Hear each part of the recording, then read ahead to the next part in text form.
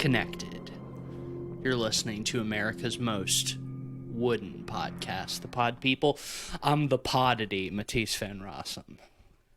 I'm the man. Oh my god! No, not you! You piece of shit! You son of a bitch! I'm Ben Sheets. Betrayal. Well, I'm Cleveland Mosier, and where I'm going, I don't need eyes to see. Well, I need someone else's eye to see, but not my eyes to see. Yeah. If you see what I did there.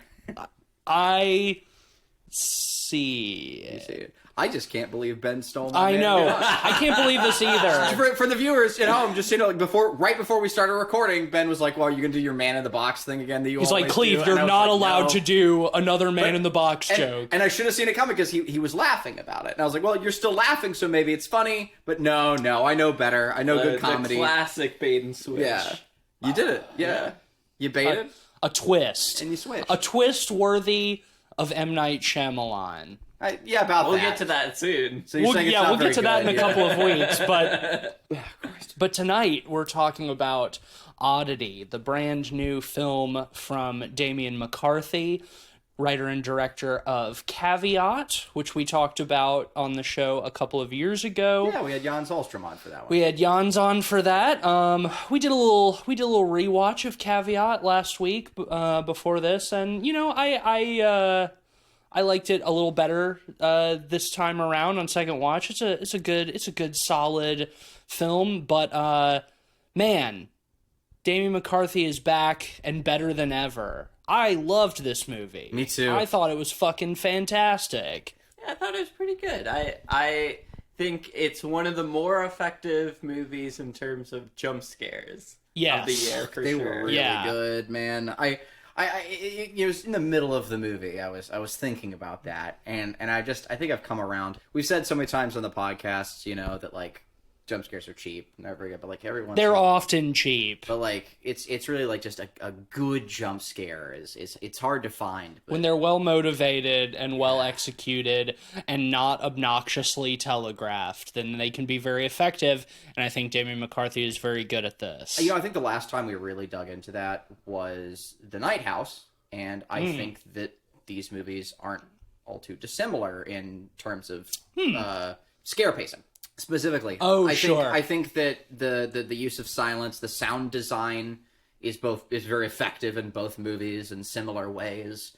And a lot of those like chilling shots of darkness where nothing does appear, and that's almost scarier at times. There's a lot of times where this movie just really knows when to play its hand and when to not play its hand too. It's hard. It makes it hard to predict the jump scares because they could come at any second. Yeah, he takes an interesting approach to not telegraphing his jump scares in the sense that like they're constantly being telegraphed, like every moment like could be a jump scare. So it's like they don't happen, and then when they do, it's effective. Well, there's up to 3 things at a given time that could be causing a jump scare. Sure. Really, it's even like 4, and I love that. I love the multiple threads in this movie, how they all coalesce so perfectly. You get the best elements of like a break-in film with some of the best elements of like a traditional haunting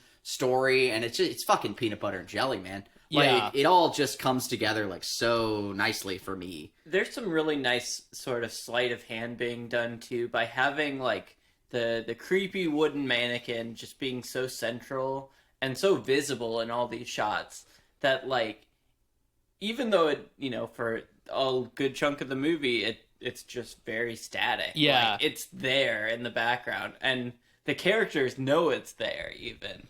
But it's a constantly looming presence that doesn't reveal its actual purpose until like the end of the movie, which I really like. Because like I was watching the trailers and like seeing the posters and stuff, and like the big scary mannequin is pretty heavily used in the advertising for this movie. I thought it was like, okay, so it's like there's like the character is like psychic. There's like gonna be a seance or something, and she's gonna channel the dead into through this mannequin. Like that's what I was kind of expecting going in. Yeah, this is a Blumhouse movie, and it's not that. No, I think in terms of the way that the mannequin is utilized, big Possum comparisons. Yeah, like Possum. It also just has like a dead maquette throughout the the majority of the film up until the end. Like they get some mileage out of actually puppeting it, but for the most part, like it's just used just in the background being awful. Yeah, and it's great. And well, when we originally covered Caveat, none of us had seen Possum yet, so we didn't have that as a point of reference. But especially on the rewatch, I was really struck by the similarities there, and I think that might have been part of what sort of helped elevate Caveat for me a little bit on rewatch. I would be curious if Damian McCarthy is directly inspired by that movie, but like they do share a lot of, I think, visual language and a lot in terms of pacing as well. And I think there's some of that in this movie as well, but I think this movie's probably a little more accessible than Caveat. Yes. A little more immediately engaging, I think. Yeah, and I think and we're directing the narrative. The story of it is a little simpler. Yeah. And I think for good too. Yeah, I think having a simple story for this really helped it quite a bit. Yeah. Like Caveat is like well ornamented. Like I think that the eccentricities, the play with context in Caveat. I mean, the movie is titled Caveat. There's always another thing. Like there's first you have to put on this harness, then you have to do this, and there's all these reasons for it. And the way it all like spins out or unravels is really cool. But here, like it's really clear, it's really clean, which is kind of impressive again, considering there are like kind of 3 separate horrors. Right, like in the movie, there's sort of, it's almost like factions of evil, like kind of playing out over each other, and well, I think it's because the concept is so fucking weird like it is impressive, like how clear and clean and simple like of a read this film really is. I think what it is that there's a lot of scary stuff in this movie, but you as the viewer never, or at least for like the first 2/3 of the film, don't have a great idea of what the actual threat is. There's a lot of like scary stuff happening, but it's all kind of like inexplicable, that it's just like, I think that not really being able to put a name or a face to the horror makes it scarier. Yeah. I will say that like when it comes to the chronological events, I think I had it figured out about halfway into the film. I would think so. I think so too. For the best. I felt pretty good about it, rewarded. I didn't feel like I was like a fucking genius. I think, like I said, you guys, like we all figured it out. And I think even your average person would, but it kind of it plays to that, and I think it rewards you, and it also functions on several tiers of realization. And then they spell it out pretty clearly for you. Like, but you're almost rooting for like the creature, and a lot of the tension comes from not know it. Like, even once you've figured out what's going on, a lot of the tension comes from not knowing which of the characters have figured out what's going on. Yes. And I think the way that unravels is pretty satisfying. Agreed. I'll tell you what it reminded me of. Sure. And then we can get into spoilers. It reminded me of a 90s or 80s Tales from the Crypt episode. I can kind of see that. Yeah, definitely. So you're right. Like, there's a ghost revenge story here, and like so many of those like little narratives revolve around that. But to me, it feels like that in the way that like fucking Reservoir Dogs is a heist movie.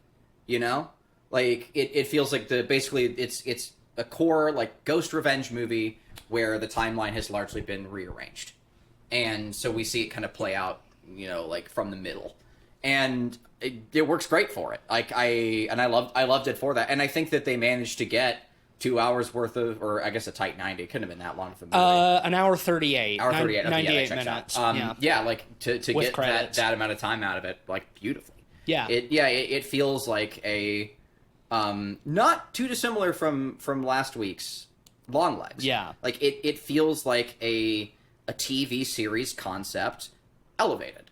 And I love that shit, man. Like, yeah, like give me like moody, quote, high art pieces that are treated with care and craft that are about psychic shit and goofy stuff. I'm so on board for it. I couldn't be happier with this trend. Yeah, I think this movie, and then we'll get into the actual plot, but I think this movie is a really good example of a skilled storyteller using a lot of very tried and true tropes and cliches in a way that feels fresh and interesting. Yes. This is the type of movie that I didn't think could still scare me.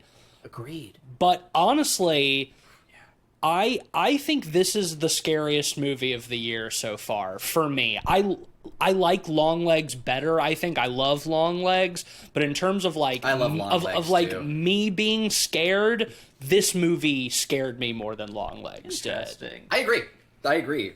I think it's trying to do that more than Longlegs is. I think Longlegs has a different kind of goal, and it's more trying to do that slow, atmospheric, rancid dread kind of thing, and it does that perfectly. But in terms of like having me like frightened, this movie did it more. Yes. That's really interesting. I feel like this is a really strong year for especially scary set pieces. Certainly. You know, between It is. stop motion and First Omen and, you know, Longlegs. Yeah. And this even. Absolutely. What I find interesting about this one is due to its simplicity and its kind of, you know, straightforward inspirations on story. Like you said, it's kind of pulling from Tales from the Crypt, EC Comics, basically like moral tales of sorts. And you know, going back even further, Your Monkey's Paws, etc. Yeah. It's not reinventing the wheel. No. In that respect, but what it does very well. I think the reason it separates itself and feels so fresh is Damian McCarthy definitely has a distinctive style.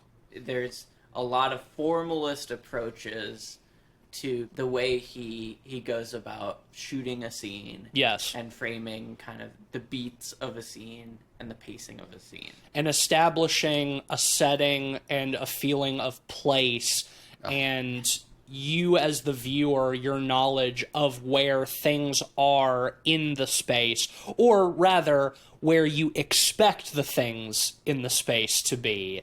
And very often is playing with, oh, something you thought was there? No, it's actually there now. And how did it get there? I don't really want to think about that. I don't want to think about that too hard. Really, that's the back of the box right there. Like, that summarizes the whole thing for me. It's just like, thing is not where things should be, and I don't like it, and I don't want to think about why. But exactly like Ben is saying, like, the way that he paces, and he works with good editors, too. I'm not sure if this is edited by the same person who did Caveat, but, like the way that he paces those beats is and sound designs around and the sound, it. Like, oh fuck, the sound design is so good in this movie. Like, and to me, it's like what really attributes to these jump scares working is like they do play up that same formula of like the audio cuts out and it's really quiet, but so often it will do that and then we'll just carry on in quiet, and sometimes the audio just returns, and like it's really beautiful. I love that. I love like some of the horror sound effects as well, but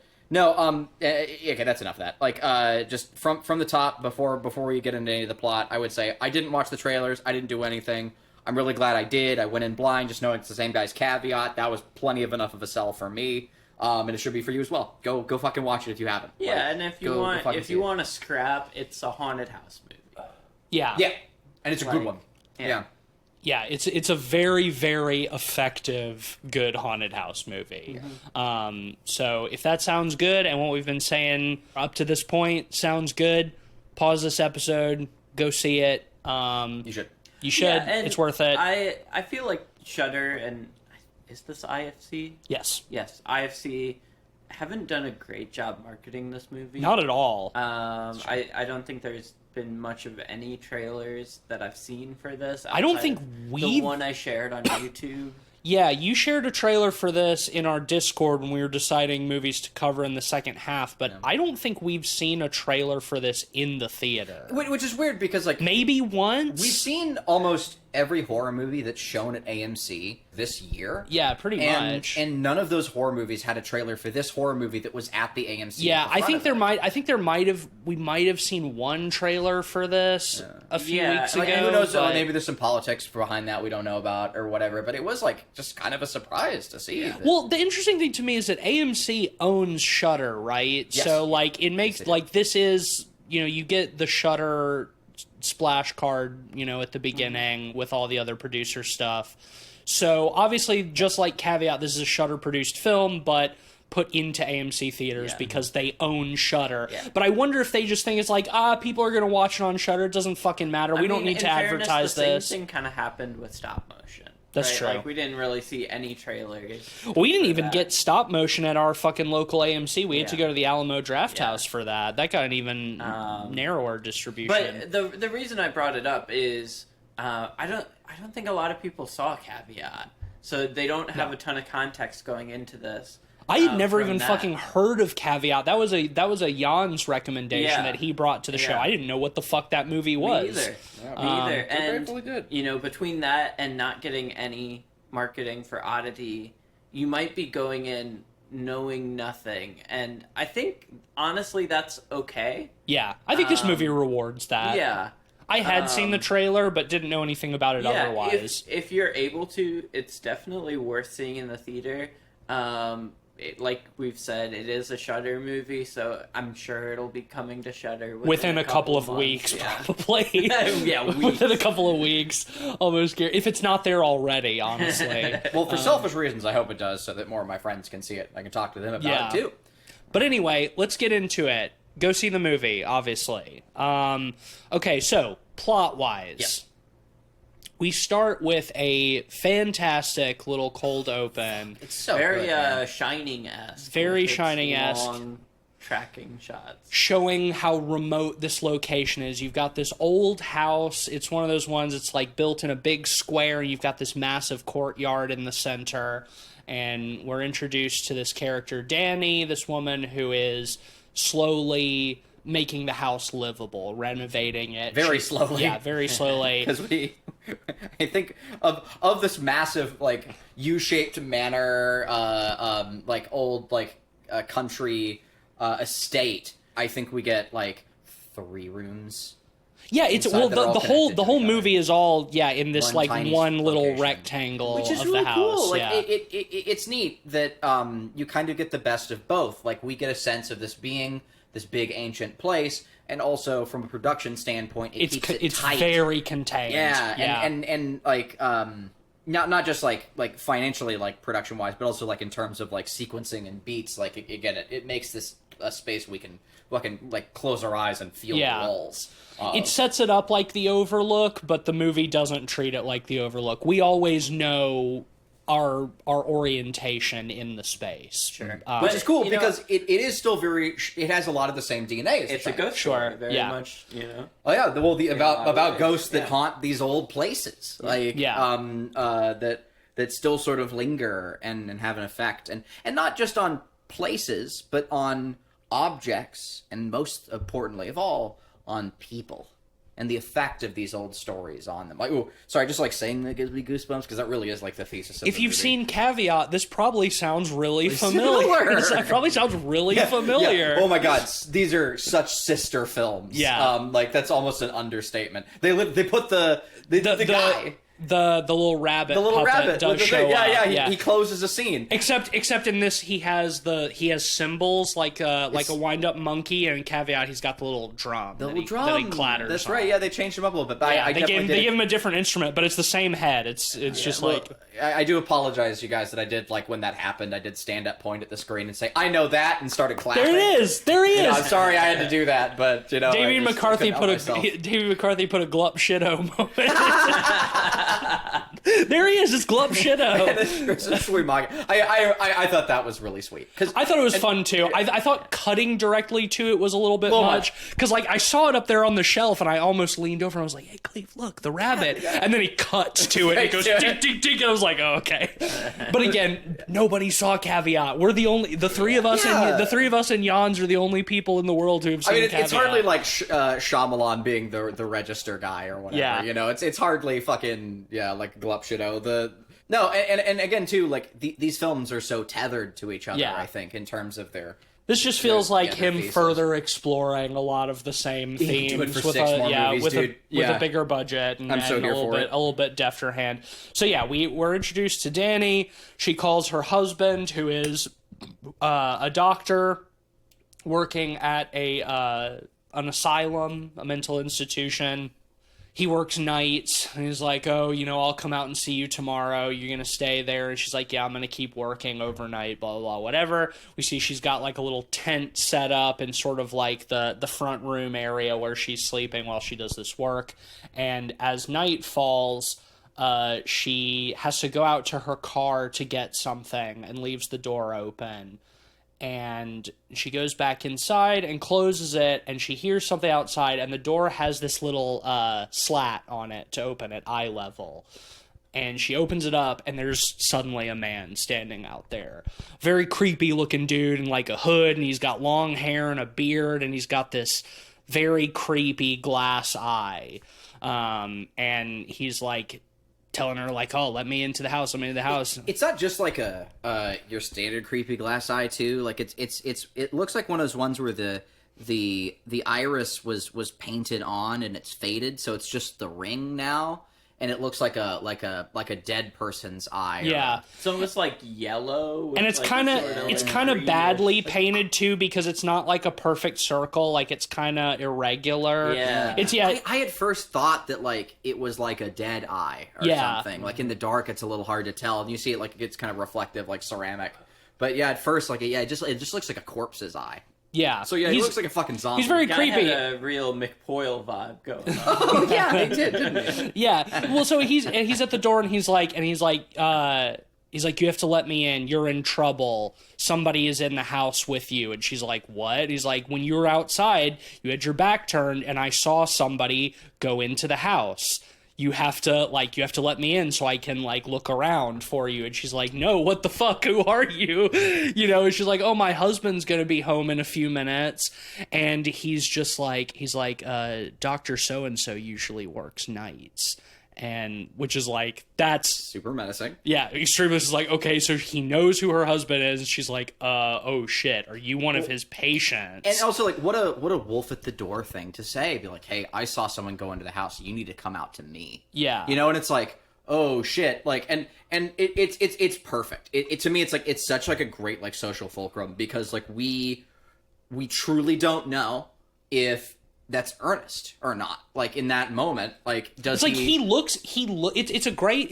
it's a great performance too, because he looks very creepy but also genuine, but he seems very earnest. Yeah, and you can tell that she feels the same way, and that like her indecision about like what to do here, it's like, so if I was in her position, it's like I wouldn't know what to do either. And it's like, she like calls out, she's like, is anybody in here? It's like, there's nobody in here. And he's like, well, of course they wouldn't answer you. What next happens is she says, okay, well, here's the deal. Like, if you don't go, I'm going to call the police. And he says, do it. Awesome. And like, that's when we start to come around to his side and like, okay, well, but also we know we're in a remote place. The intro did a good job of showing us that. So like, we're like, okay, well, fuck. Like, is it just another ploy? Because it won't take him very long. Well, and we've also shown that she only gets cell signal in one very specific part of the house, like upstairs. And she can't figure out where her phone is. And she doesn't know where her phone is now, yeah. And so, like, she doesn't have... Because that's why she went out to the car originally. And so he's like, okay, well, here's what you're going to do. Stay by the door. If you hear anything, I'm going to go back into town and get the police. I'm going to go get some help.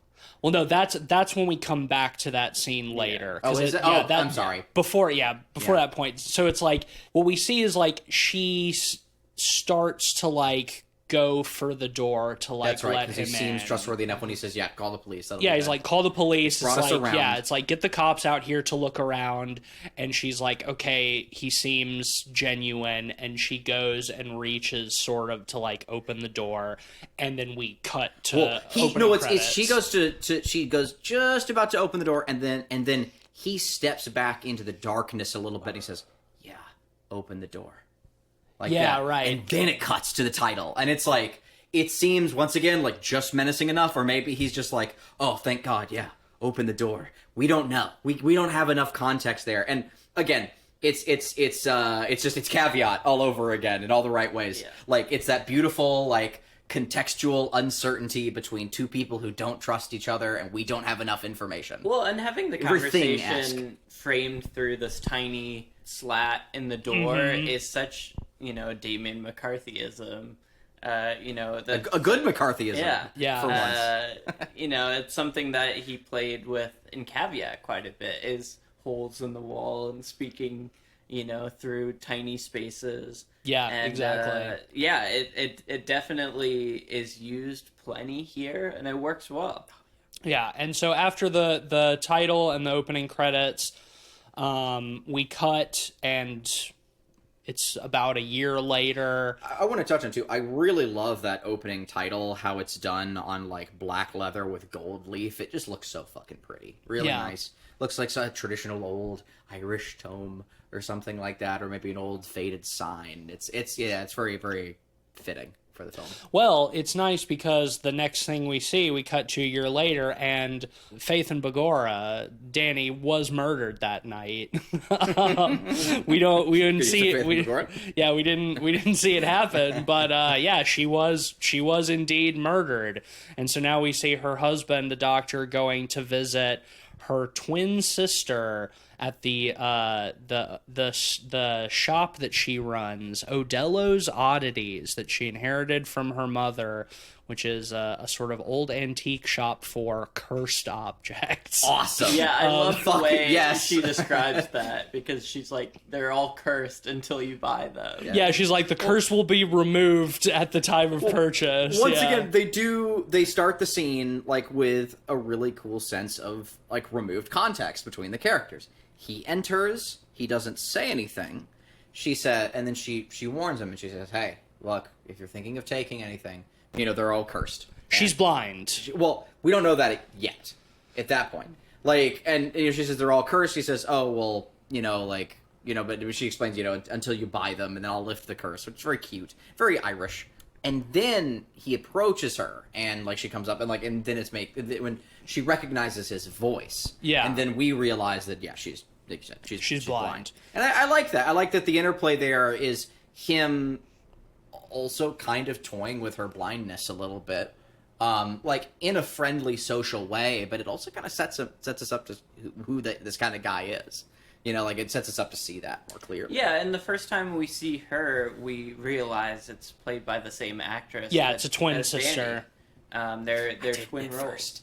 It had to cut back for me to realize it, because she's got the different hair and the glasses, but they're twin sisters. They are dramatically different looking in terms of like styling. Darcy has like white hair, like prematurely white hair, and we learn later through the best kind of exposition, very natural character conversation, that she has had some kind of like brain cancer or something. Probably what has made her blind, probably what has turned her hair white, and there has been some tension in the family in the past because she's had episodes or whatever. But yeah, she runs this little oddities shop, where she sells cursed and haunted objects, and she is also a psychic or a medium or whatever, an object reader, as she describes herself, who can hold personal objects and basically like see the memories of the people who owned them. And he comes and delivers to her the glass eye of the man who presumably murdered her sister. Because actually, before this scene, after the credits, we did forget, we see like another character who we had seen at the mental asylum earlier in the movie, who's in like a halfway house, and he's like, we see him drawing a bunch of stuff, and he hears like some scary sound. Basically, it sounds like a monster outside. Yeah.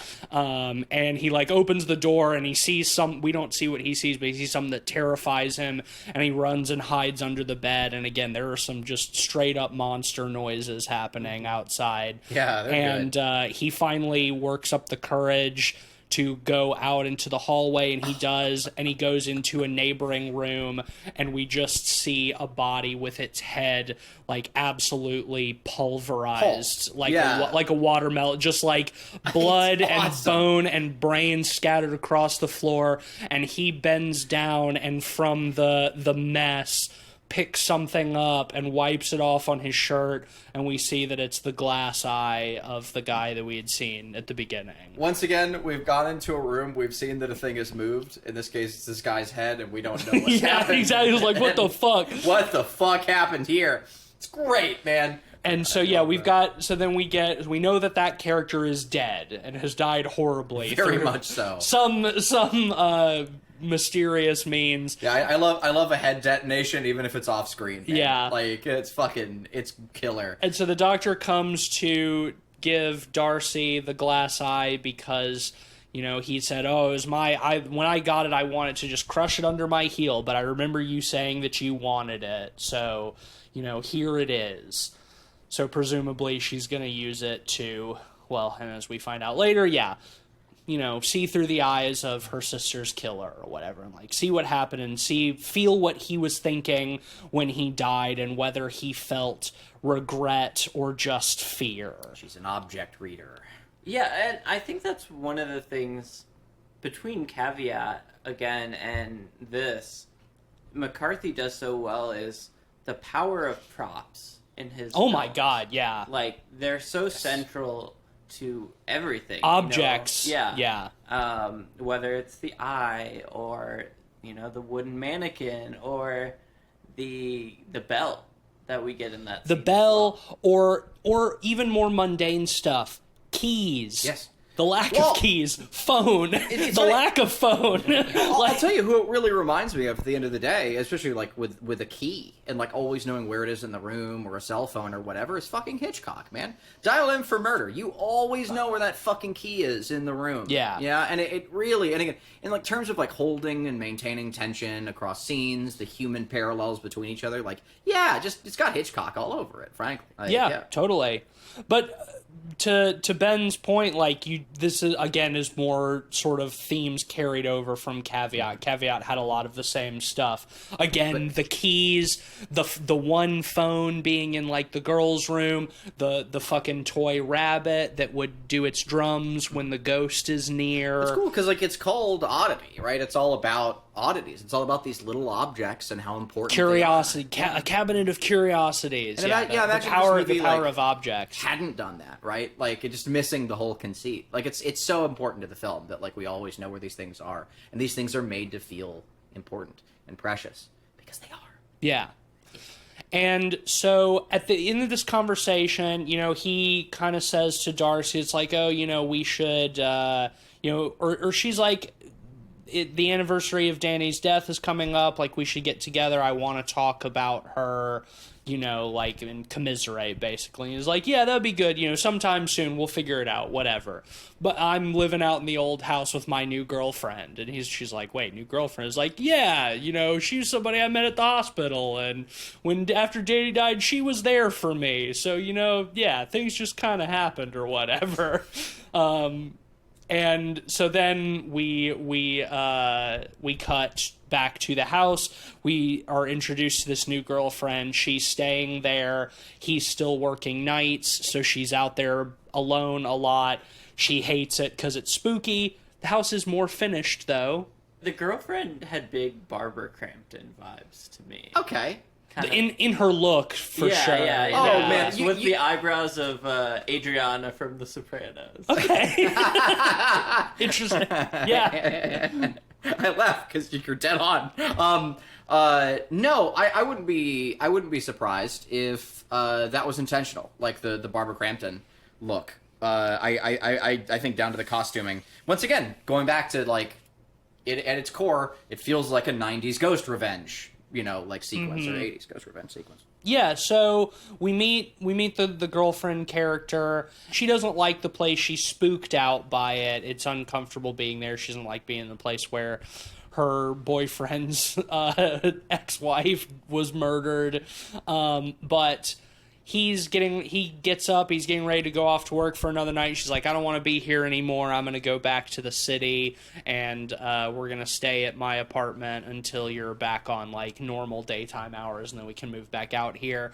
By the way, your dead wife's sister sent that big locked box that's in the corner over there. Cue car driving up sound. By the way, she's here. Oh, by the way, she's also here. Oh, yeah. But to backtrack a little bit, too, that scene also, it starts with her finding the camera. Did you mention that? Like, she finds the dead wife's camera, and she's flitting through it, and she says, hey, I found your dead wife's camera. I'm flitting through it. There are some photos. And he's like, oh, and she's like, should I like, keep them or put them somewhere? And he's like, you can delete them or whatever. And she's like, you don't want your dead wife's photos, man? Like, It's like, that's where, like, we all kind of first probably started to cue in being like, it's like, it'd be normal for you to... You probably would. And, like, I like that the movie, it doesn't try to withhold that sort of stuff. Like, to withhold those pretty clear motives. Yeah, he's obviously moved on very quickly. Too quickly. And, like, to the point where even the girlfriend is, like, that's pretty uncommon, like, for a film to, like, in terms of realism, to be willing to, like, have that kind of acknowledgement, like, especially, like, from the new lover, like, for her to be the one to be like, isn't it kind of weird that you're moving on a little fast? It's and like I like that. We learn not because it's very true to life. It felt very believable, and more natural to how these characters would be in these scenes, as opposed to playing out beats of surprise. We learned like not so many too long after that like they were having an affair before the wife's death, right? so which brings like, some more justification. Which is like, okay, so it explains how he moved on so quickly. But the fact that she's like, it's like, yeah, it's like we were fooling around before your wife died, but it's like your wife was still like brutally murdered, like, and you don't want to like have some like keepsakes from her or something. It's like that's weird, man. By the way, your dead wife's sister sent that big locked box in the corner. I don't know what's in it because it's got a huge padlock on it. Also, by the way, she just pulled into the driveway. Okay, this is gonna sound like a dumb question, but did like a lift drop her off? She is blind. Yeah. I'm sure it must have. Okay. I'm sure it must. We don't see it. Crazy, right? Yeah. Ireland's not that big. The guy was able to like.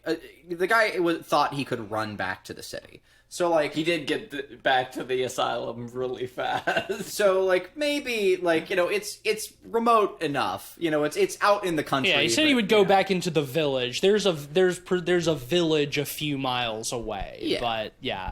So like you could assume it. Yeah, I guess like a taxi or an Uber. A taxi or something dropped her off, and maybe she comes. Maybe she has friends. We don't know. She's blind. Bitch like that don't have no friends. She just I'd be your friend. Who owns a? I think she's cool. She owns a fucking cursed object shop. Awesome. I'd be your friend. I don't fuck around with no curses, man. Curse me up. But so she shows up, and they're like, "Oh, what are you doing here?" She's like, "Oh, you invited me. You said I could come out on the anniversary of Danny's death." And he's like, "Oh, I said no. Like, so we'd figure out a time sometime around then." How she plays them on that. It's so good, dude. He's like, "I'm getting ready to go to work, and like my girlfriend's got plans in the city tonight, so she's not going to be here either." And Darcy's just like, "Yeah, that's cool. I'd still like to stay though." Yeah. And they're like, so what? She's like, no. It's like, can I stay? It's like, we're not going to be here. She's like, oh, that's fine. Don't worry about it. Hey, like, yeah, it's like not a big deal. Like, I'll just be here. And they're like, okay, I guess. The way that she uses like European like kind of like politeness to and like properness to just cleanly work her way into the home and stay and get the girlfriend to stay as well is great. Like it's there's almost like a grim fairy tale quality to it. Like it's the fucked up like fae creature that like gets you to, you know, make it dinner and all the other stuff. Like you always get like I really like that, and it's all very believable. And her just playing at like simple social conventions where like the girlfriend is about to leave as well to the city, and she's like, "Oh, I'm hungry. Could you make me something?" You know, like it's so good. I love all those little bits, and it's just and you can tell even at this point. I think again, like we were all starting to figure out like that she's weird. At least for me, like I was like figuring like she's weird, she's kind of dark, she's kind of spooky, but like I was already rooting for her a little bit. I was like, yeah, keep fucking with them. This is good. And like it pays off so well. That's what's so fun about it, because it's like she does immediately seem like the most sympathetic one and like our protagonist, and she is effectively. But she does like show up at their house with this big box with this absolutely grotesque, horrifying wooden mannequin, and she is like, and it's like awesome. It's like the girlfriend is bitchy and the husband seems kind of skeezy, and it's like, so it's like we don't necessarily I think we're supposed to mistrust them, but also at the same time, it's like she's just showed up. She's just shown up into their home with this fucking horrible thing, just like uninvited. So it's like, and you don't know what her motivations are. So it's really this nice place to be in. It's like where you feel like you're supposed to be rooting for her, but she is also like the introduction of the horror in like many ways. It's great. You're laughing like nervously. Like, you're kind of on edge. You sort of want to root for her, but you don't know. It's like she's the protagonist, but like such a like this whole big chunk of the movie that's starting here is putting us in the shoes of the girlfriend, who is a terrible bitch. Yeah. But like also. She's also like I really also like kind of reasonable. Kind of reasonably. She's a reasonable. Like they're great. They're really good. Her boyfriend's for each other. Dead wife's sister has shown up at her house unexpectedly. Well, like and it's like, I'm gonna come in and stay. One represents like the old world, you know, she collects the oddities. She's sort of like carried on the family traditions of owning the mother's shop and all the rest. And this other girl is she's always browsing Instagram. Like she's gotten with the new. She's got that kind of like. I don't think we see her browsing Instagram even once. No, but she has that kind of personality to her. She's modern. She's a modern girl, young woman. Modern world. Yeah. And and her reactions to like this old world shit are very relatable. Well, yeah, like an important part of point of context for the mannequin is she introduces it as like traditionally for a 5th anniversary, the elders of the family give a gift to the younger, and a gift made of wood for the 5th anniversary. Made of wood, and a witch gave this mannequin to my parents. And pretty cool, right? It's cool. It's to be passed on to you. Yeah, and the girlfriend's like, we're not even married yet. It's like, what? Well, and that's the thing. Like, it's Danny and his 5th anniversary. Yeah. On that day. Yep. Yeah. And also traditionally, like, courtship is a whole thing in Ireland. Like, it's a big deal. Well, I mean, that's the whole reason why it's reasonable for the girlfriend to be weirded out. Getting an anniversary gift for your boyfriend and his dead wife. Yeah, exactly. And that's again, weird and unsettling. And to top it all off being that fucking mannequin. We cannot. For the listeners who have maybe not seen this movie, it cannot be overstated how horrible this thing is. It's wretched. I love it so much. I do too. I love its big forearms. Yeah, it's got like Popeye, like post spinach forearms. Yeah, it looks like it was like roughly hewn out of just like a tree trunk. It's got all these kind of like swollen forearms. When you and look hands. closely at it, like it has like veins and shit. Like it's so fucked. It's carved with great detail. It's like wrinkly and old, but it's also leathery. And its face is screaming in fury. Is that what its face is?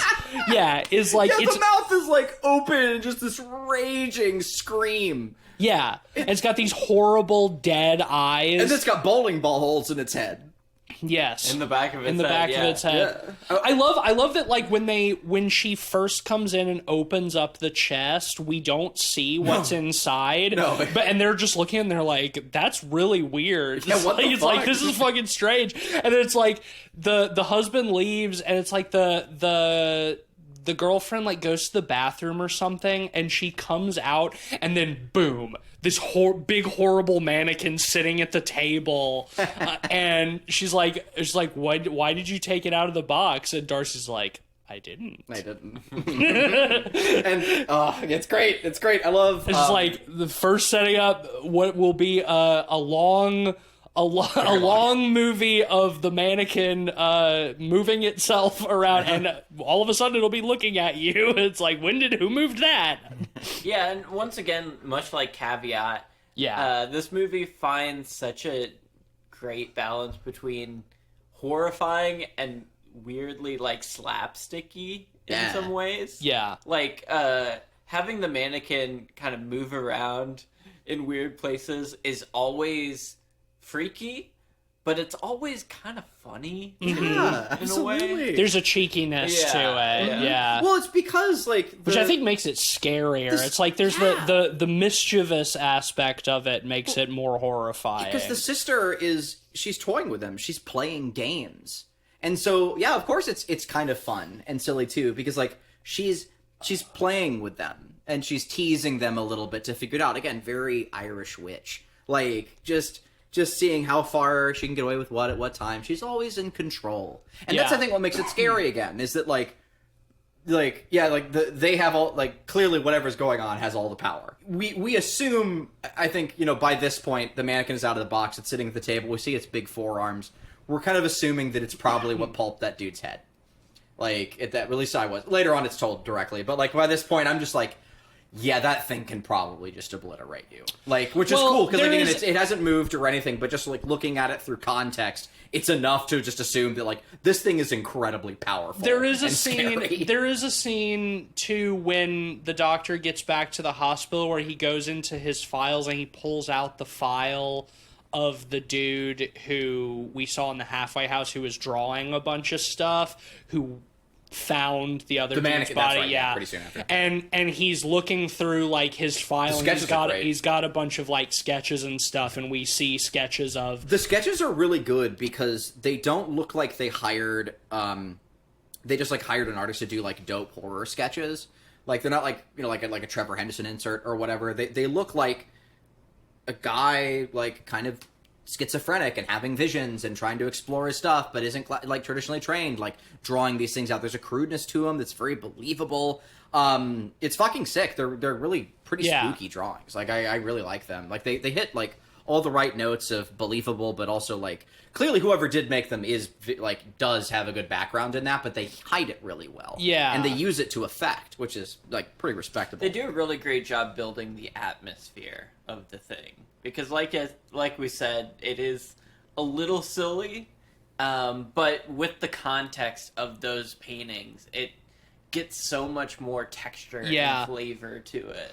Well, and the really crucial thing too is that we never actually see it move until the end of the movie, and at that point it's like we know what's coming, but through everything before that, it will have moved at some point, but we don't actually see it happen. It's like somebody looks away and they look back and it's moved. And it's like, I think that's always much scarier. Oh, yeah, dude. Or it's like something that is stealthily moving when you aren't looking at it, but when you do look at it, it's perfectly still. I mean, of course, fucking Doctor Who did that with the... God, I didn't want to say the Weeping Angels. Weeping Angels. Like one of the coolest things that stupid show ever did. well said. Which is why everybody knows and loves it so much. But yeah, things that move when you aren't looking at them, scary. I couldn't imagine revisiting that episode. Let's not even hypotheticalize it. Yeah, my 15 year prior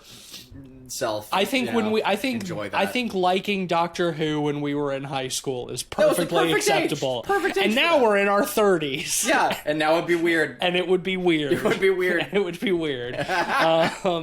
One of my favorite instances of that, though, and this is jumping ahead a little bit, but we can circle back, is when Darcy like falls asleep on the couch, and the girlfriend like goes upstairs to like call the doctor and be like, can't find my keys, I'm stuck here with your creepy fucking ex-sister-in-law. She's been saying some really fucking weird shit to me. Their conversation was so good. All of this stuff, and it's like she comes back, and it's like the way the room is set up is like, it's a long and tall room. Like the sitting room is downstairs, but there's like a walkway upstairs on like a landing, which is where the girlfriend is. So she's with like a banister. Yeah, with like a banister, so she can like see the sitting room downstairs.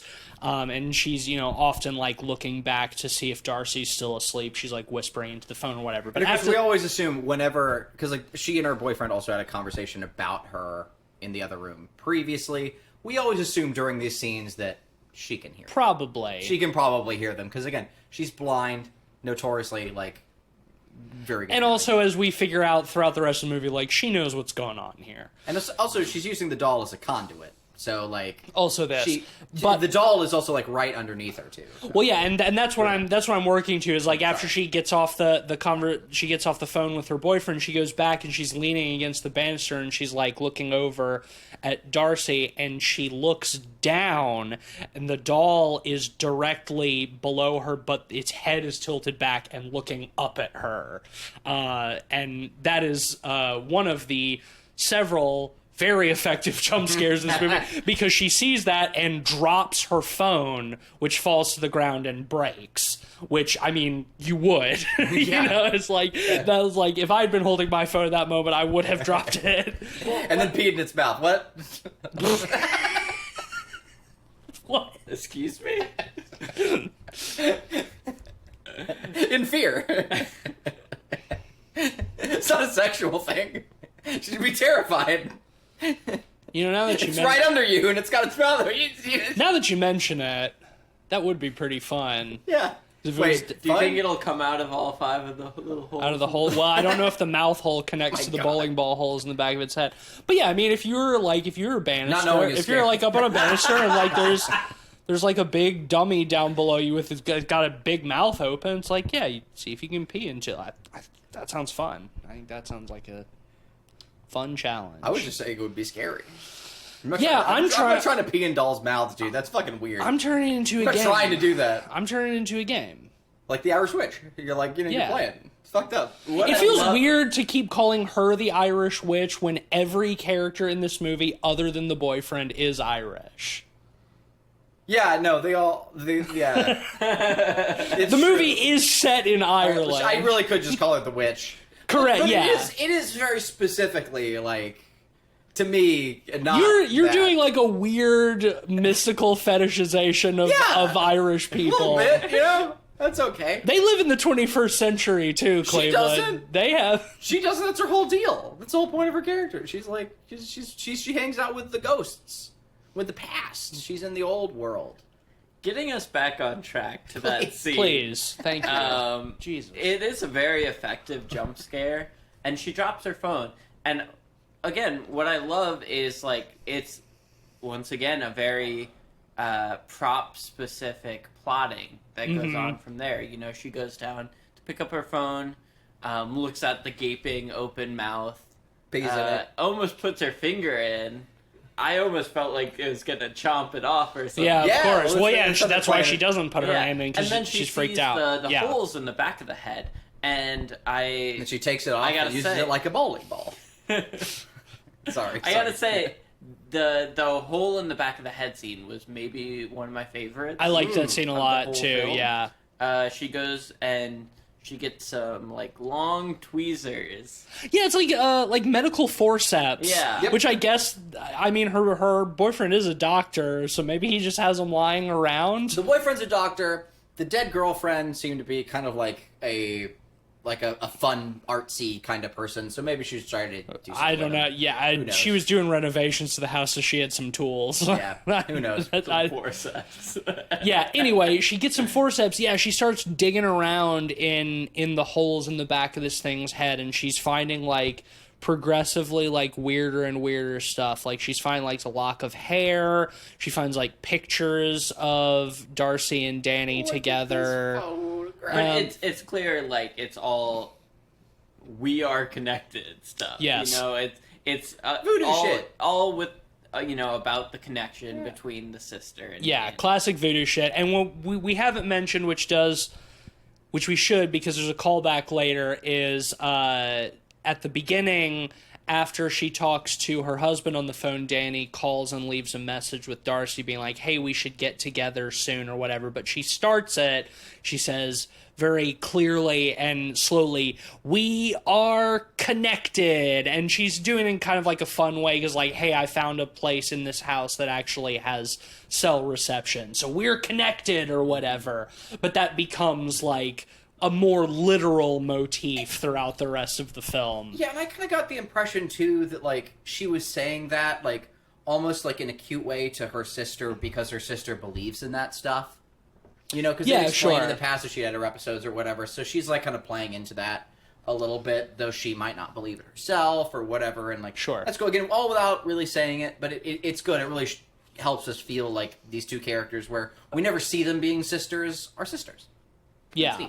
For two characters that we never actually see interacting in the movie, that, like, there is something that we, like, feel a connection, which is really nice.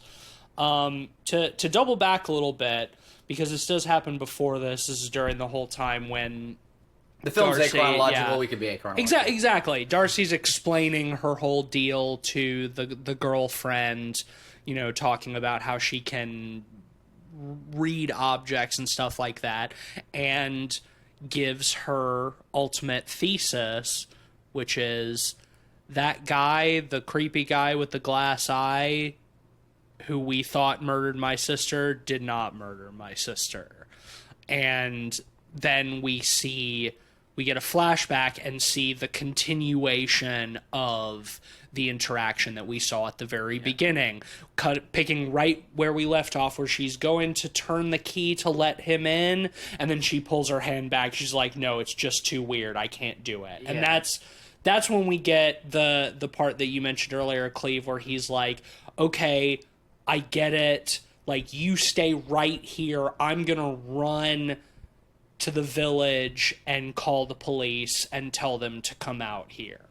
Yeah, well, I don't want to lose the bit of the back of the head, because the conclusion of that scene is why I loved it so much, honestly. She's pulling, you know, more and more personal items out of the back of the head. Right. And she pulls this vial of blood out Mm-hmm. of the finale.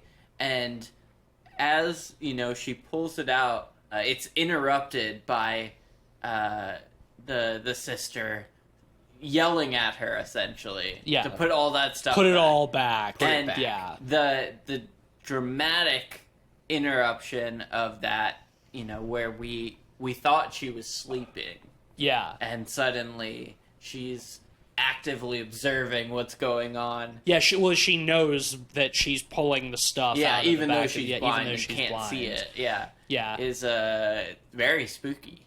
It is, and I think with some added context later, it's probably what happened there is that by pulling the stuff out of the head, she broke the connection. That Darcy was not sleeping, but she was channeling herself into the doll. Well, see, it's so fucked up. Like, the doll, that you're just sitting there, like, in the body of the doll, like, listening, and that's why it looks up. It looks the up wild at it. part about it is the girlfriend does put all of it Yeah. back. Like, she's too scared. Yeah. I mean, Darcy's standing there screaming at her. She's like, she's enraged. She's like, put it all back now. Yeah. It's like, okay. In the moment, I think most people It's would. like, yeah, it's like, sure. okay, yeah, whatever you want. Oh, Absolutely, boss. Yeah. Absolutely, boss. Whatever you want. No, yes, thank you. That I'm glad we mentioned that. That is a great scene. But So, yeah, to the flashback. The flashback, yes. we go back. So he runs off and she's left alone and she's obviously very freaked out. And while she's standing there trying to figure out what to do, she remembers that she had a camera in the corner, her camera that we saw earlier, that was set on a timer to take pictures every few seconds, which we hear as part of one of Darcy's voicemails or something, or her voicemail to Darcy later or earlier, that Darcy was the one who had her set up the camera to do spirit photography or whatever. And she's like, yeah, I've only seen a few orbs. You'd think an old house like this, there would be some ghosts walking around. Ha ha ha. You know, it's like, ironic. Seems like she's doing something to appease her sister or whatever. But she realizes, oh, the camera's been taking pictures. So she goes and she grabs it and she takes it inside the tent and zips it up, and the tent is sort of like this little beacon of light in this dark, unfinished house, which has, just goes off into blackness in either direction. It's such a relatable feeling too, being inside of this tiny little tent and feeling a false sense of security. And knowing it's false, but still trying to hold on to it. Right, it's like, it feels... I've been camping enough times where exactly there's weird things out in the night, and it's like, okay, it's like, ooh, gotta get in the tent. And it's like, it's just a very thin piece of fabric between you and whatever the fuck is out there, It's like you see enough Friday the 13th movies, it's like a tent. A tent is not any sort of protection. Oh, yeah, that last time I went camping, and I heard fucking clown car shit, an ice cream truck going by at 5 in the morning. A tent is not going to protect you from jack shit, but it does, it provides you that little bit of false sense of security. She crawls in there with the camera, and she's flipping through the pictures, and it's just a few pictures of, it's just the same pictures. It's like nothing, nothing, nothing, and she hits one, and boom, there's a figure standing there. It's perfectly timed, like everything in this movie. Perfectly timed, very frightening, and it just hammers home that pun intended, I guess, because earlier she grabbed a ball peen hammer to use as defense.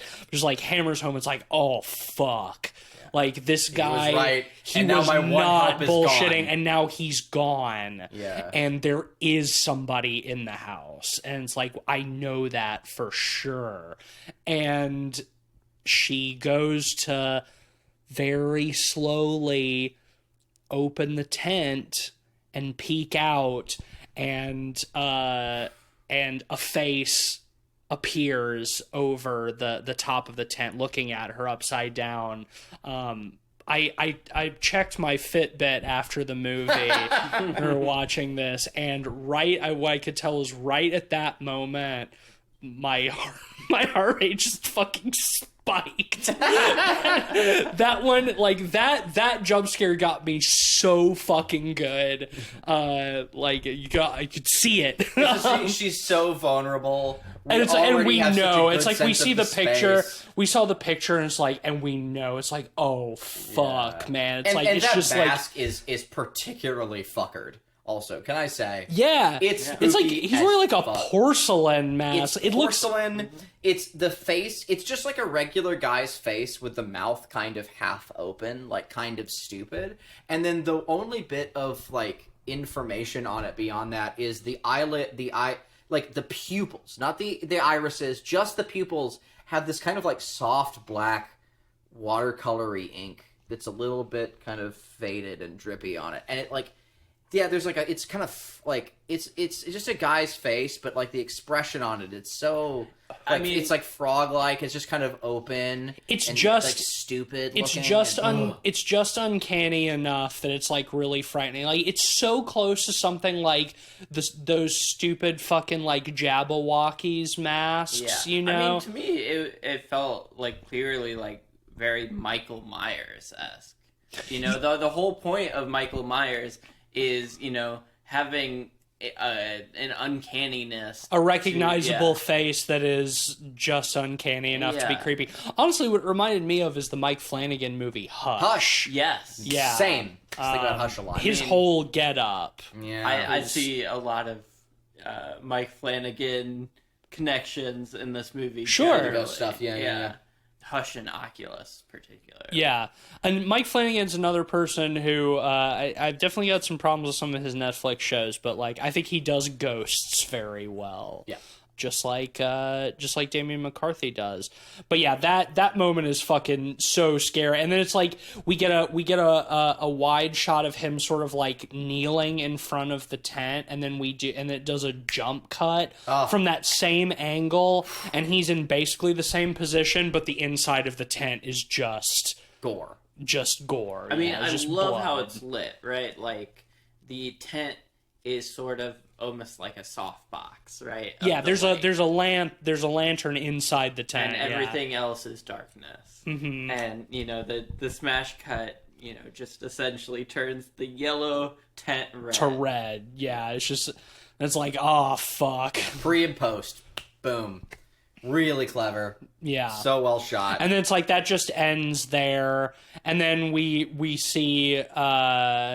We cut to later after that with the guy with the glass eye. He's like back in the asylum, and he's like talking to like a very sinister orderly.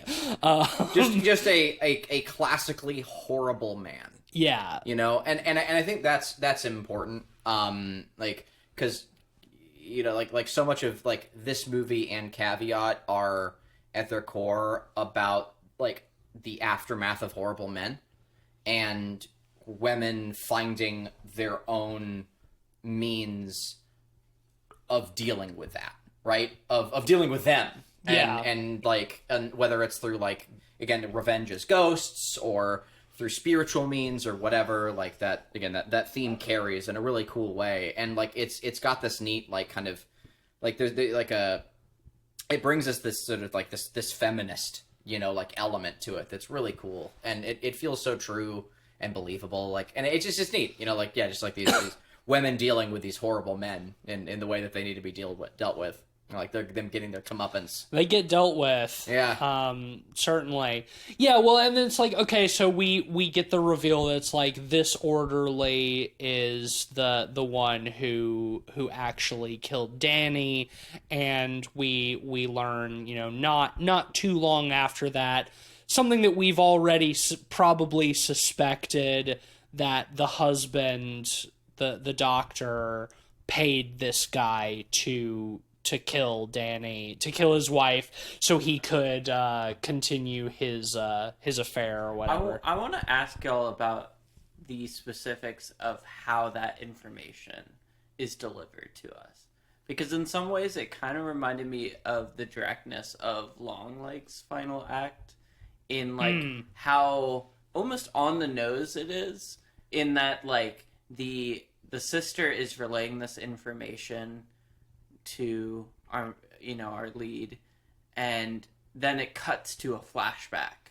of him directly saying as much. Yeah. And it kind of cuts out any sort of subtlety or ambiguity, and it's very here's why it's a little bit different to me. Though I will note that like I've come even more favorably on Longlegs since the podcast episode. I've had a few more conversations with people about it, and it's really even won me over even more. Like just kind of talking. It's a perfect movie, folks. It's really good. Go see Longlegs. But in this instance, that is what happens. Like, yes, she says, "Hey, it wasn't him," and then we see that it wasn't him, and then we see also those two go through it as well. Those things all happen to reinforce those things, but more than just that happens in those scenes. Right? Like, that scene where it's the two of them, and he gets into, and he asks him to kill his wife, is, I think, still really necessary to the film, and provides additional information. I love his monologue about Like how when he was a boy, he would like go out to this place and like twist the cross off, and he still goes back every year, and they still replace the cross. It's the boys' home where he was raised, and and presumably it's a boys' abused. Home, yeah. and like he's carrying on this cycle of horrible men, violence, and that is so important to like the conceit of the film, and also too it humanizes his evil. And in a way that I think is really important because, like, it's really about, like, this like, spiritual evil versus this human evil. And I think so, like, I think that sequence is very necessary. It's also, I agree with all of that, but it's also mechanically necessary for a very specific reason. And that is during the scene where they're playing chess or whatever, or no, I guess that's a different scene than when he asks him to kill the wife. But anyway, the scene where the doctor and the orderly are talking and he's, and going over the specifics of what's supposed to happen. The reason that scene is important is because we see that our dude with the glass eye who was there to warn her can hear them talking about that through the vent, walls. Through the vent. And voices in the walls. It's voices in the walls, but also like he just literally knows. Well, so it's at the beginning of the movie. He also says like, "Hey, I heard these voices in the walls." I heard them. I heard them in the walls. Yeah. And it's like we think like, oh, crazy man talking. It's like, oh, he actually. But heard them in the walls. It's important because how else would he know to go there to try to warn her? Yeah, I get that. I do think the scene as a whole is additive enough that it's not a major misgiving. I do think that it's a bit overly direct in specifically that segment of it, in that like directly setting up the hit part. Yeah, because it's so clear between what she said immediately prior to the flashback, right, and what we get directly after when he goes to kind of warn him about things going wrong. Right, but like she's not at that point like really a trustworthy figure, so it helps reinforce that with the audience. And in addition to like, but again, like right after that, he goes back to the asylum to say things have gone wrong. And basically, again, reinstate that. Yeah, the doctor does. He goes back and be like, hey, people, like, somebody, you've been talking, like, somebody knows. No, I see where you're coming from. Like, it didn't bother me too much. I think a big part of why I like it, too, is that it adds some kind of macabrely humorous flavor to that orderly. Yes. And like what a nasty fucking skeezy character he is. It humanizes him. Yeah, it makes him more than just like this great and powerful monster, right? Well, like he's a really fucked up dude, and like those things like reinforce he's a person, but like like the part it's like it's horrible, but it is also kind of funny where he's like they're trying to figure out the details. He's like, what if there was like a sexual motivation? Yeah. It's like that kind of stuff happens all the time, it's like that was like what if somebody wanted to kill her because they wanted to rape her, and the doctor's like, what? No. Like it's like don't like I do want you to kill my wife, but I don't want you to rape her first. And he's like, but what if something like that did happen, though? Like, if something like that was to happen, he's like, no, don't rape my wife. Just kill her, please. Like, I do like the element of that in how much it emphasizes how shallow and vain he is. Yeah. Yeah, like, he's a really shitty dude. The other guy clearly asked, like, why not just get a divorce? Right. Why kill her? Mm-hmm. And it is, and he's like, oh well, she'll never get over me. She loves me too much. And also, I've dumped, and also I've dumped too much of my money into that house, and in the divorce she'll get to keep it.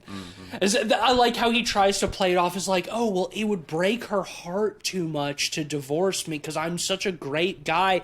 Like she would never get over the heartbreak. But also I have a pretty huge financial interest in the house. It's like it's like we wouldn't get that character stuff. Like it's not strictly necessary because we know the information, but I do think that it's good character development for our shitty doctor and our shitty orderly, and see the different types of monsters they are, and like having the doctors like, because it's the whole movie's about their comeuppance. Like you know who they are, and him drawing like his weird moral line. It's like, yeah, I want you to murder my wife, but don't sexually assault her first. That would be too much. I mean, so like almost ends with him saying like, I want you to kill her, but I don't want you to hurt her. Well, yeah, he's like, I don't want you to hurt her, and the order's like, okay, just kill her, and it's like, geez, dude, like, come on, he's a piece of shit. Like, in that, like, yeah, he wants this guy to kill his wife, but like,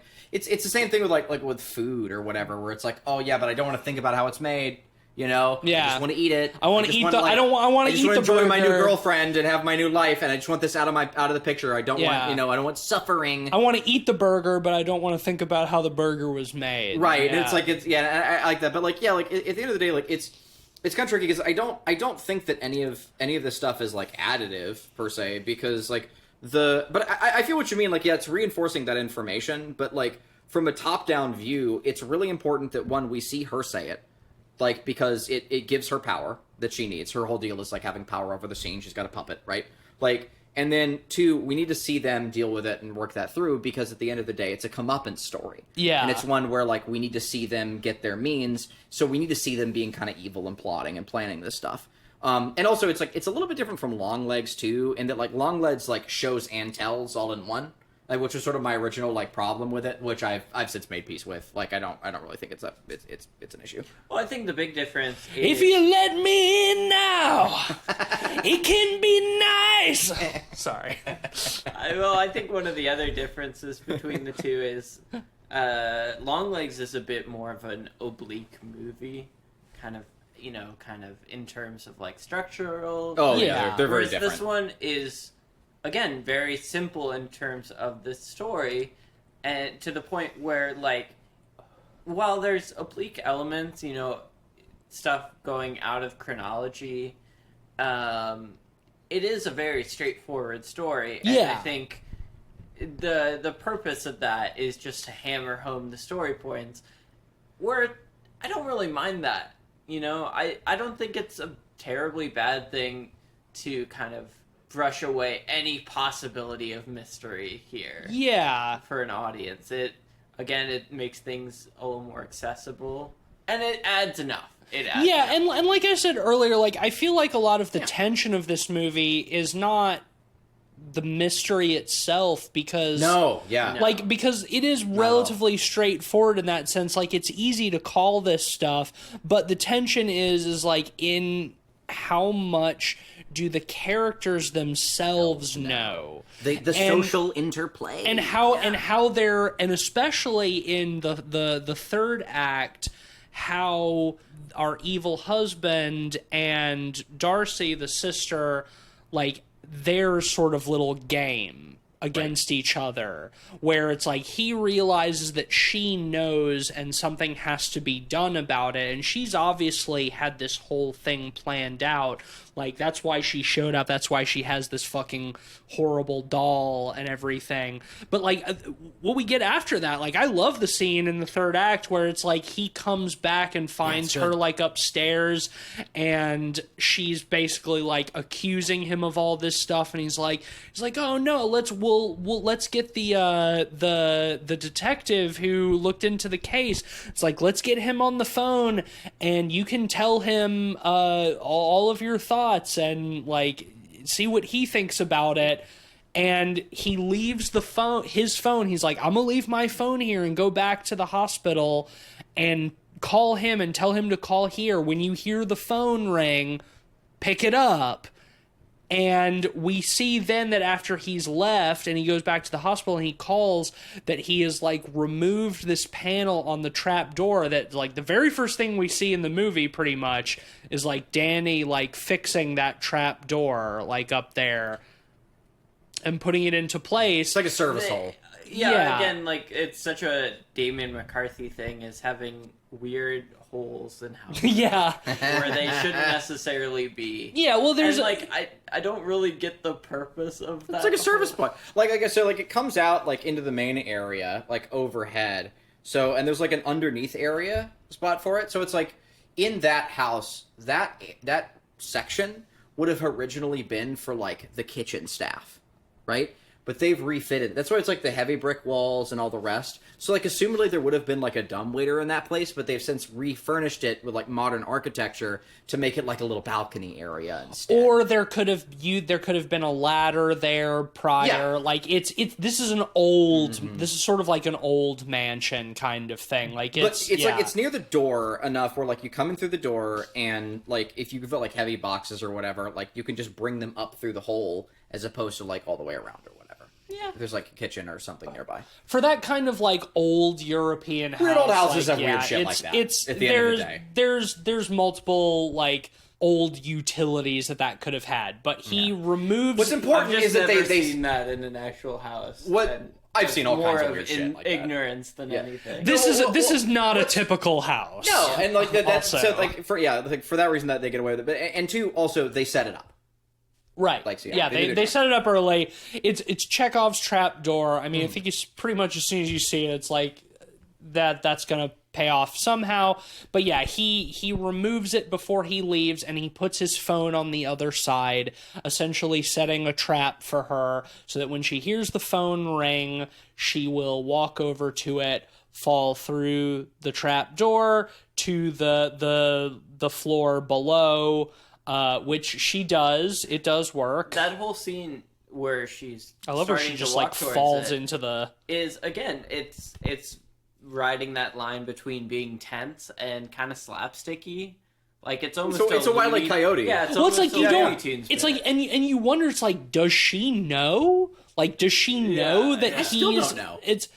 I mean, I think she doesn't. I don't think she would have walked into it otherwise. But it's like, when she hears the phone ring, it's like there's hesitation before she goes to pick it up. And it's like, you don't know necessarily the source of that hesitation. You don't know if she, like, suspects that there's been a trap set for her, or she is wary about talking to what she thinks is going to be the police detective or whatever.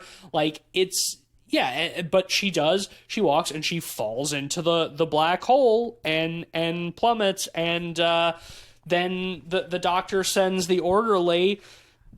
One bit of context for the scene preceding that I want to mention is the reason he runs off to, quote unquote, get the detective, but really go to the asylum, is she says that Danny has scared off the girlfriend. Yeah. Which is something she wasn't going to do. She was just going to kill her.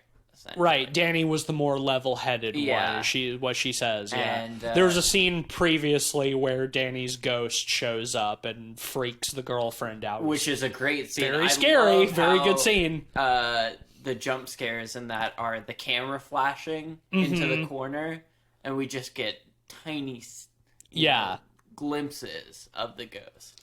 And I like when the girlfriend that final one of her like in the corner, like raising her hand and just telling her like get out of here, run.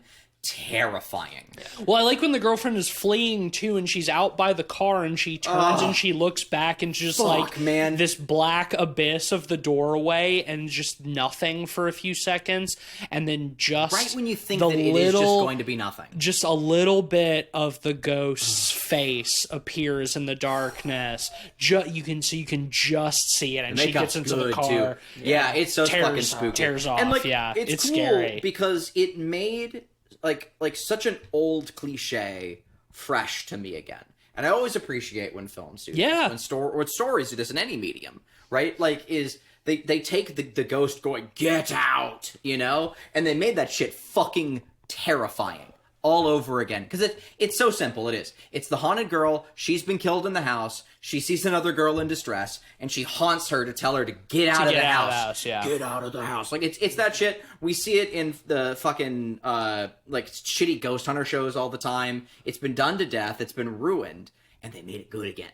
And I appreciate that, man. I really do. It's great. Well, she's the ghost is almost a heroic character. She is. You know, she's just like the just like the dead mother in Caveat, right? Yeah. Like it's she's finally getting her fucking revenge. Yeah. Well, and she's helping. The sister kind of explains that rather than killing him, she's gonna expose him. She wants to expose him and kind of take away everything. But she's like, if you're gonna go call anybody, go tell Ivan, the orderly, to come get me. Send him to me.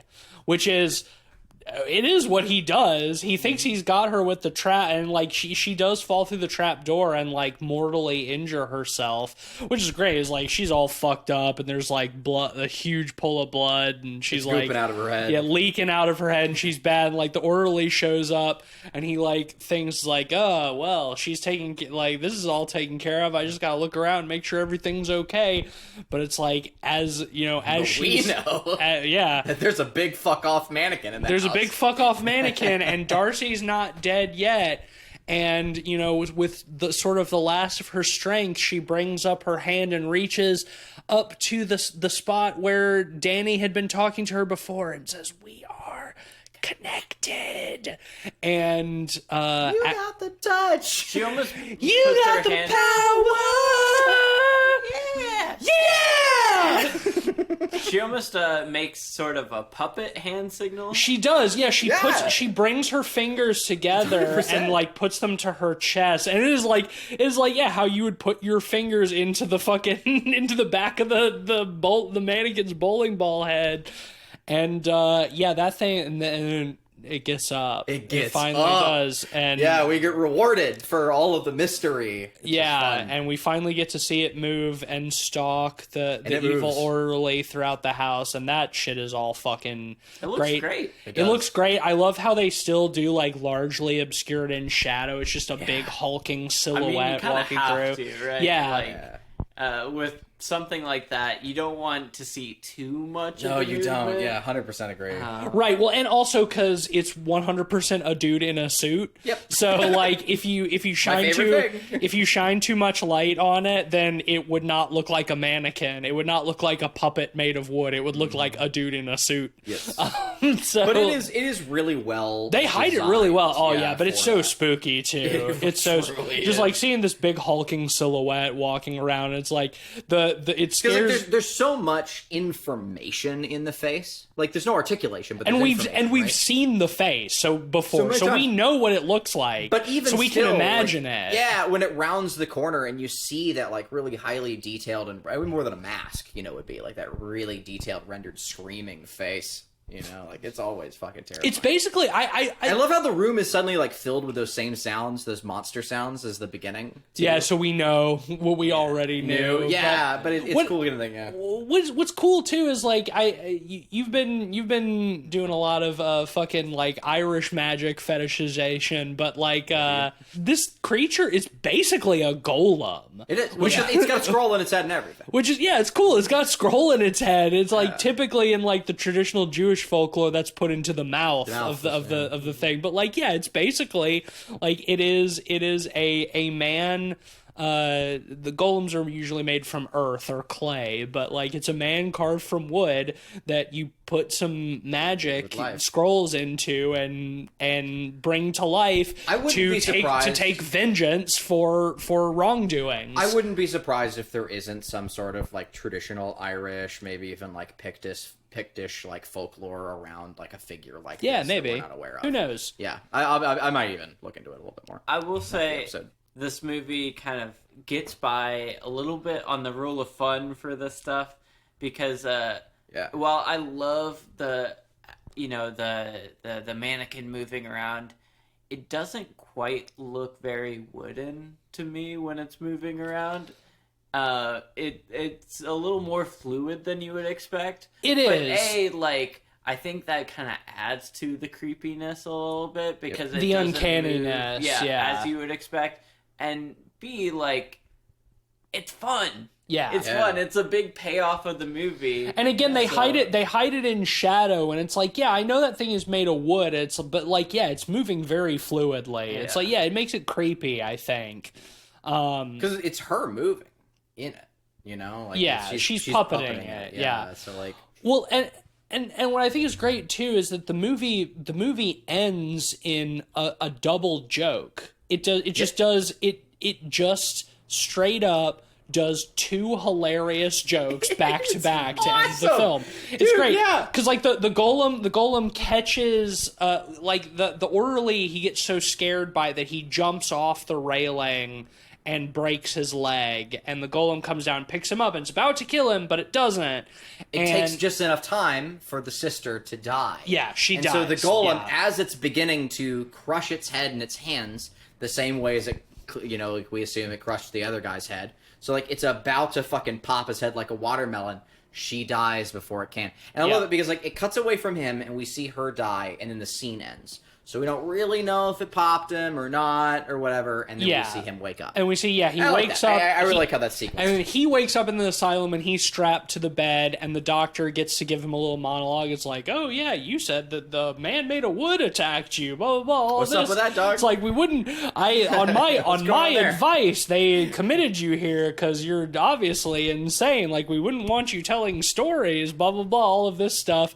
And he leaves, and he just goes and he lets loose one of the other patients to go, who comes in. We've seen throughout the movie too, like every time just they're sort of like repetition. They cross through the hallway a number of times, and it always cuts back to like this one guy from the back of the head where he's got like a Hannibal Lecter fucking leather belt thing on his face, and it just looks like he's like chewing at the leather or something. Like, you know, like this guy, like he's a biter. This is the bite man. Yeah. And like even like in her oracle visions early on, like we see the bite man once or twice again from the back of the head. Yeah, we've seen him throughout the movie, and it's like it's usually just the back of his head, but this time he turns and looks back towards the camera, and then we see reveal. We see he's wearing like a Hannibal Lecter style like mask.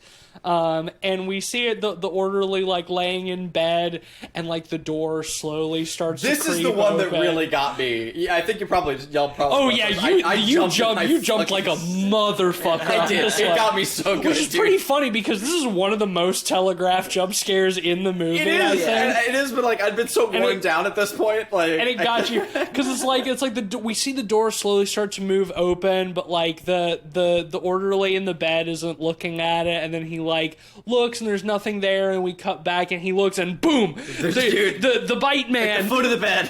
He's at the foot of the bed, but his mask has been removed, and his face is just like right next to this dude's foot. So I'm terrified. I'm like it really got. I think because like it was paced a little bit more like a traditional jump scare, and so many of the other jump scares throughout the movie, like they linger a little bit longer or a little bit less, and they usually played for. That's why it's a funny joke. It's like so this jump scare like is played. Like he did like a traditional jump scare. He pops up. It got me like the timing was right. It got me really good. And it's like they just lock eyes, and then he just like opens his mouth and bites down on his big toe. He just yorps his foot. He just bites down on his big toe. It's like so I just went like from like complete terror, like it just because the door's slowly opening. This fucked up like the teeth man is like suddenly at the foot of the bed, and then like he just yorps his foot, and I just started cackling. It's like, hilarious. It's so funny, and I just went from like complete opposite ends of the fucking spectrum to just like sheer terror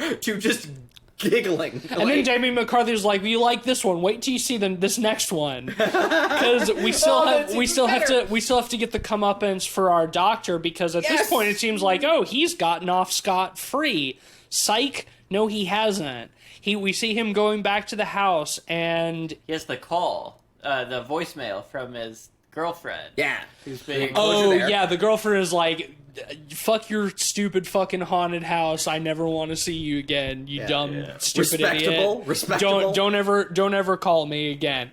And so he's going into the house. Yeah, I like that. Like the gals all look out for each other, you know. Yeah. In the movie, like she wasn't aware of the whole murder situation. She just thought she was, kind of date. She was like dating a married guy. She was complicit in the affair, but she wasn't complicit in the murder. You know what's a really good punishment for dating a married dude? Getting scared by a ghost. Super fucking haunted by a ghost. I think that is beautifully equivalent. No, I think that's totally fair. And just she got the absolute utter shit scared out of her. She'll never, she'll be thinking about that for the rest of her life. It'll always haunt her, and she can move on. Yeah, totally. And I think that's great. I'm glad that in any other movie, I would be craving a body count. I would see that as like a missed opportunity for a kill. Here, absolutely not. No, I really totally love that fine. she gets away. The gals are all looking out for each other. That's cool. I'm with it. So he finds a package on his doorstep and takes it inside. It's from Odello's Oddities. Yep. And he opens it up.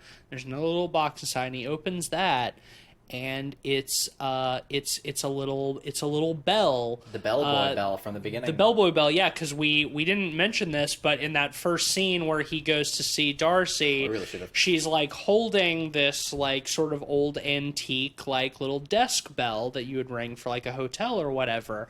And she tells him, oh, this is an interesting oddity because it's not cursed, it's haunted. A bellboy at some hotel killed himself or whatever, and then when his replacement rang the bell, the ghost of the bellboy showed up and killed him or whatever. And the doctor's like, haha, I'm a doctor and I believe in science and logic. I believe in science. I believe in science and logic. And it's like if you think so that ringing that bell summons the ghost of a bellboy, huh? Well then let's do it. And she's like no, because the last two people who rang this bell died. And he's like, no, science and logic. But anyway, so at the end, he comes back and he opens his little box, and it's the same bell, and he puts it on the table. And it's just I love that they just take their sweet fucking time with it. Because you're waiting the whole time. He can't help himself. It's he's looking at enough it. Time for you to process all of the different ways this can go. Right? And teasing you the whole while. And so, the whole time, I'm sure you guys are thinking this too, you're thinking, okay, the sisters are going to show up and eat him as ghosts. The mannequin's going to pop out or whatever. Maybe the bellboy rushes at him and we get to cut to credits. That's what I was expecting. He's going to get, his comeuppance with a big haunting, and it's going to come at him and either rip him apart or we'll cut to credits before we see it. It's going to be a big thing. So we're just on our toes, waiting for a jump scare. She says specifically, when the person rang the bell, that who came running but the dead bellboy or whatever, that charging at them was a dead bellboy. So it's we see this bell, he didn't ring it, it's a jump scare bell. He was too chicken shit to ring it before. We know at this point that the supernatural is very much a thing. We've seen ghosts, we know the rules of this universe, and he's sitting there and it takes a long time, but he just can't resist. Yeah. He just can't resist, and he dings the bell. And I was expecting the ghost to appear immediately, running at him. But it's nothing happens, and he's looking around, and it's just so fucking slow. It's all these cuts. He looks up, and there's nothing there, and it's the music is just the same kind of evil drone that we've gotten, and it's actually pretty tense when he's looking around. It's what the fuck, and then it's nothing happens, and he's he sort of sighs in relief, and he and this is the point where you think okay, he's relieved, but the music's still cut out. We're still going to get a big jump scare. Yeah, still something's going to happen. He thinks everything's fine. He's off his guard, and then he's going to get hit with something. But not quite, because he's just sit there, he kind of chuckles to himself at his foolishness. We cut to a wide shot of him sitting at the table, and standing over his shoulder is a ghost wearing an old-timey bellboy outfit. Just kind of hanging out. And just standing there behind him, and then credits roll, and it's like, Jesus Christ. Fucking good. Because, like, the ghost, he looks like they did him up like a Nosferatu almost. Like, he's got like a Nosferatu. He's ghoulish. He looks like a fucked up, like, scary ghoul, but he's sitting there just kind of bored. He's a Mike Flanagan Haunting of Hill House, Haunting of Bly Manor style ghost. Yeah, like, he's just chilling in the background. And he's just chilling. He's just standing behind him, and then they cut to credits. It's so funny. It's funny. It cuts to the core of the film. It's beautiful. Like, sorry. And then we go from the toe biter scene to this, and the movie's just like, yeah, boom boom, 2 jokes to end again. One of the in my opinion, the scariest film of the year, and they ended it with two back-to-back jokes. It's so fucking funny. It's good. Like, but also too, it's great because there's a lot to say about that final scene. Whether or not he sees the ghost, we know they're real, right? Yeah. Like, we know. And also, whether or not, like, a ghost literally charges at him and eats him, and fucking rips him apart or whatever, it doesn't matter. He is still, whether he believes in science or logic or whatever, he will always be haunted by that ghost is gonna kill him. See, I think that's... This ending... I like the tension of the button press, and I think there's something to kind of the urge to kind of prove everything wrong and, doubt everything. The way the scene draws itself out almost reminds me of Bobby, in how the dude just has the urge to hit the button. But in a way, I weirdly feel like it undercuts the kind of the revenge of how Darcy sets it up, because her goal is to, like she said, expose him. She wants him to lose his job, lose his girlfriend, and she poses that as sort of a fate worse than death for him. Sure. But why I like it is because that's her plan B. She had a contingency. Her goal was to expose him and do all of this stuff, but he bested her and she fell into his trap door thing, and it looks like he's won the day, but she planned for that. She had a contingency plan that if my main plan of exposing him doesn't work, then at least this package will be mailed in the event of my death so that he'll get fucked by the bellboy. I love that. Because like the first time we see her, she's holding that bell. She's already got that ready to roll. Like, she's always in control. And, it's so true. And, like, we know that, like, she mailed that before she left. So we get there a few days later. And I really like that. I like to think that and there's no evidence to support this one way or another, but I like to think that she had a sort of in the event of my death thing. That's what I'm saying. For that is like, in the event of my death, like I'm going to mail this before I go there. It'll show up a few days later and seal the deal. No, but she wouldn't have mailed it if she thought her other plan was going to work. She would have had to be dead first for that contingency. Oh, okay, I see, yeah. Because if she exposes him and the bell still shows up, then he dies. He gets killed by the ghost. It's unimportant. Yeah. I do like that she... It's like, because there is that thing, it's like where we see him like standing over the fucking orderly in the bed, and it's like, it feels like, oh shit, he's gonna get away with this. This asshole is gonna fucking get away with it. But then it's like, nope.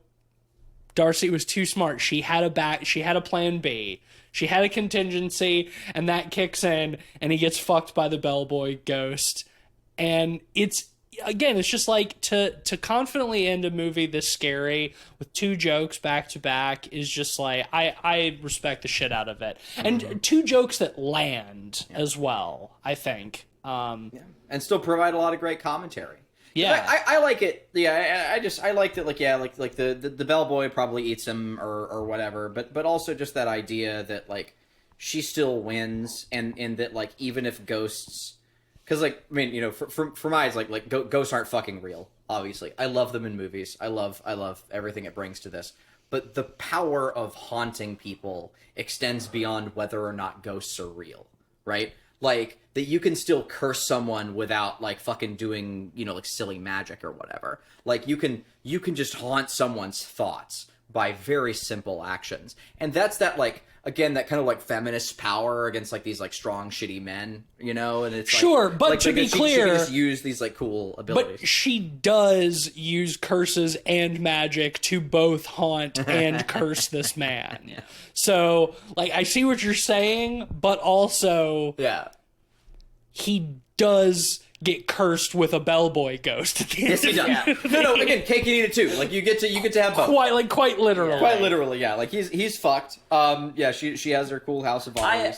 I almost wish though that like we get a bit of what she was talking about with exposing him by him losing the girlfriend. Yeah.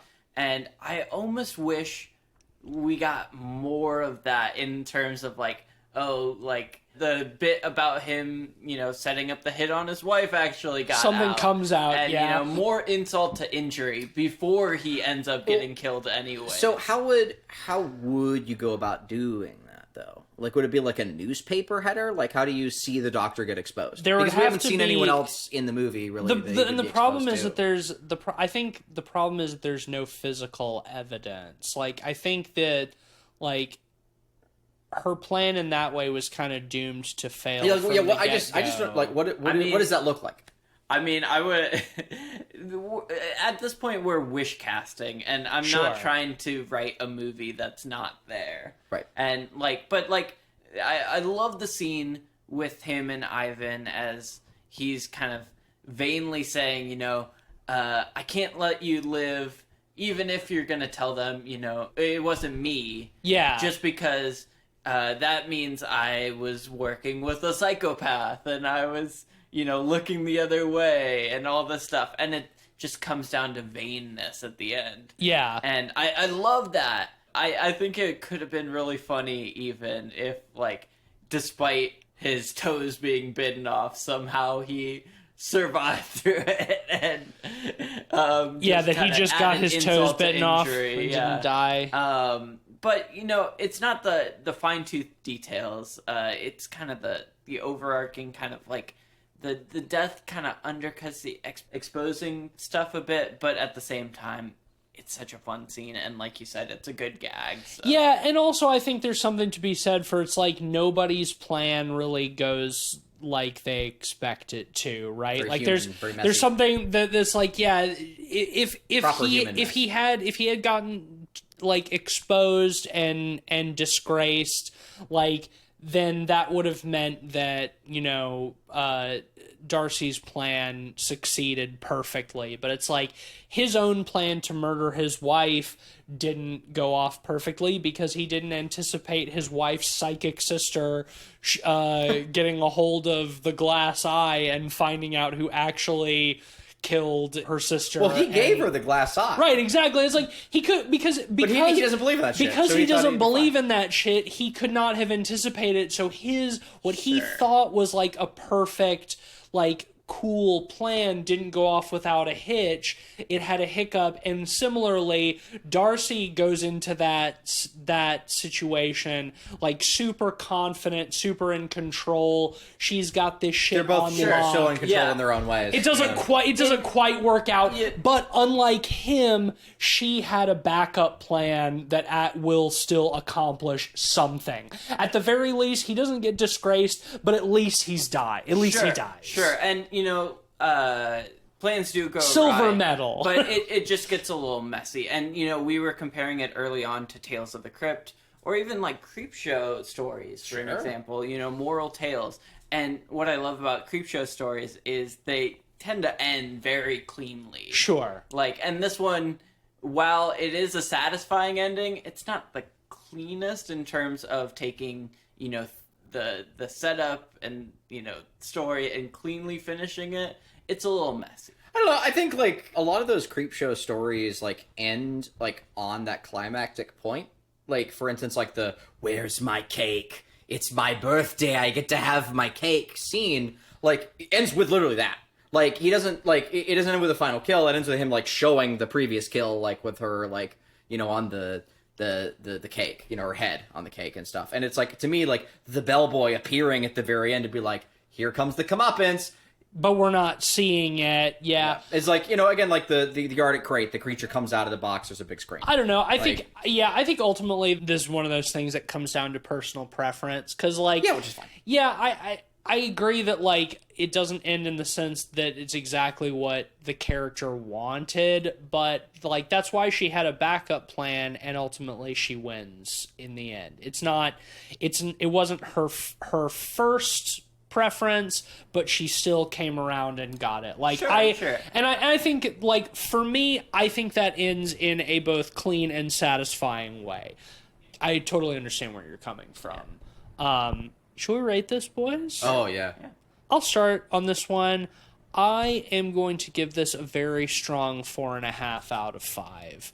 I think that on a rewatch, this could potentially be a 5. But yeah, there are just like a couple of things where like it didn't really feel worth bringing up, but there is like a thing where the husband is like telling her, it's like, when the phone rings, pick it up. And we see that scene, he leaves, and then the next scene we see the trap door open, and then it cuts back to the scene before and him saying the same thing and moving the trap door. I agree. I was like, that did not feel necessary at all. And also just like the fact that the guy at the beginning doesn't just tell Danny, hey, I heard your husband and the orderly talking through the vents that they're gonna come kill you. So it's probably he's not like in the best mental state. Again, it's not important. Fine. It's just those tiny little things at the moment are keeping me from a perfect 5 out of 5, but very strong 4.5 out of 5. Again, for me, so far, the scariest movie of the year, had me most on the edge of my seat. Really, really fantastic follow-up from Damian McCarthy. Yeah, Damian McCarthy goes from caveat with the little bunny to the full-size wooden mannequin prop in this one. So, in the next movie, he's got to go bigger, right? Godzilla, yeah. A big giant city size. It's going to be as big as the town. Yeah, overall, I enjoyed this film. I did think a lot of the jump scares were effective. And it's a really fun haunted house movie. That can't be overstated enough. Like, this movie is fun.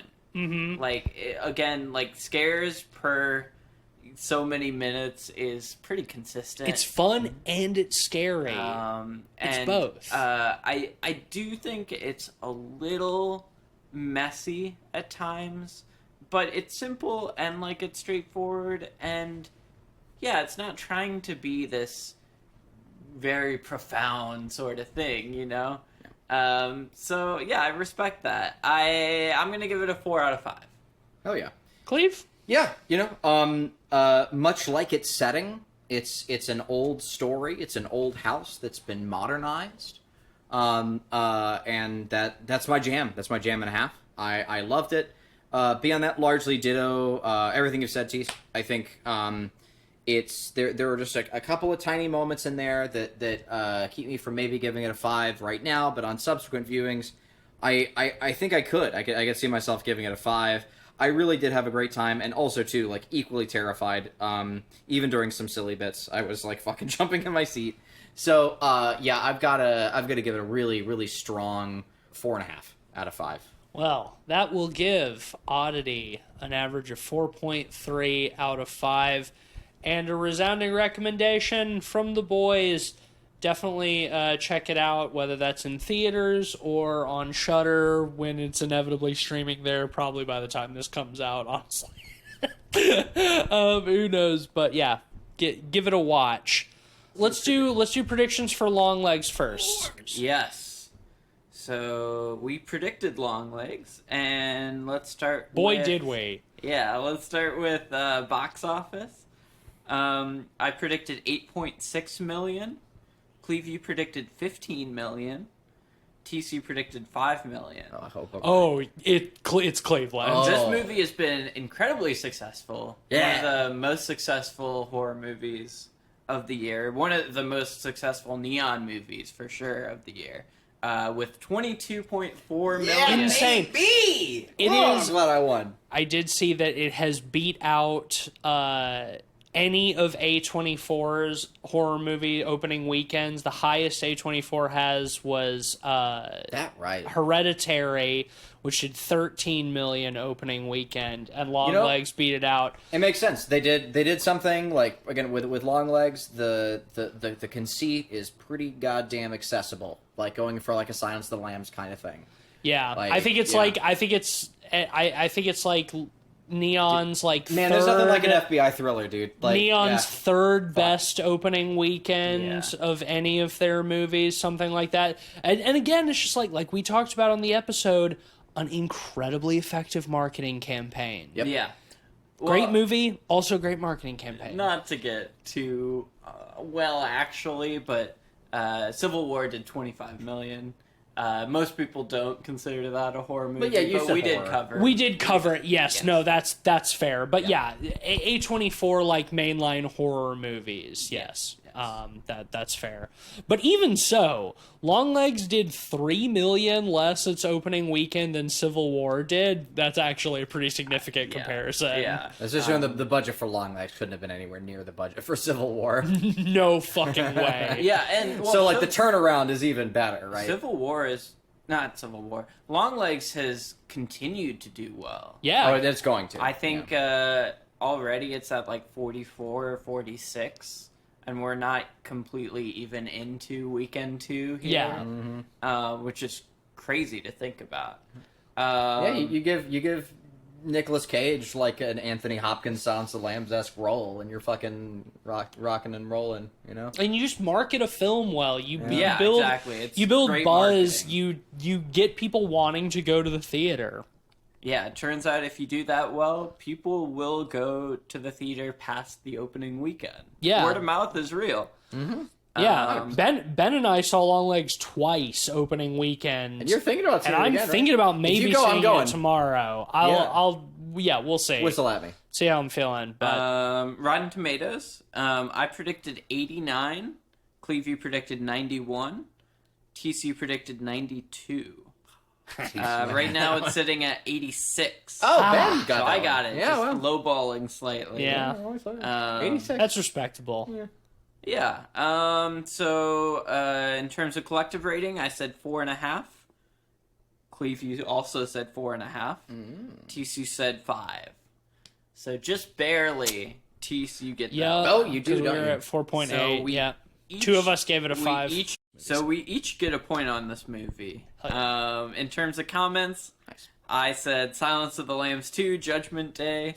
Kinda. Yeah, kind of. Cleve, you said Mr. Cage is doing a crazy. Mr. Cage does Boy, crazy. he was. Yeah. Accurate. TC said this will be Nick Cage's most deranged performance since The Wicker Man. He's pretty deranged.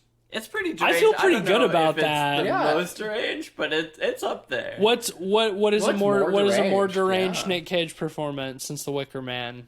I What would was that, say- Lieutenant? Was that's I would say before Wicker Man. Mandy or Color Out of Space, where he's doing like a Trump voice the whole time. Those are close, but I don't think it's as The Long deranged as Legs Long one is probably Legs. more I don't wacky, think yeah. The weird plastic surgery. Yeah, of Long Legs that helps. does help. Daddy, mommy, What a movie, man! unmake me and free me from the hell of living. Oh, is that it? Yeah, that's okay. it. That's Next week, it's Ben's pick. Ben, what are we gonna watch next week? Yeah, What do we do? I'm You haven't told us. super excited to talk Yeah. about this movie. It's a movie that I've been wanting to talk about for a while. It's a favorite director in some ways. Oh.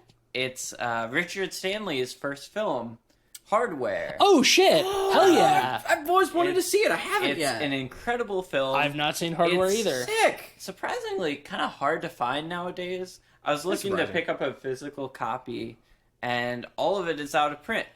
So, Blu-rays of it cost Damn. like $50-$60. Fuck that. I know Severin put out a Blu-ray of it a couple years back, but it's already out of print.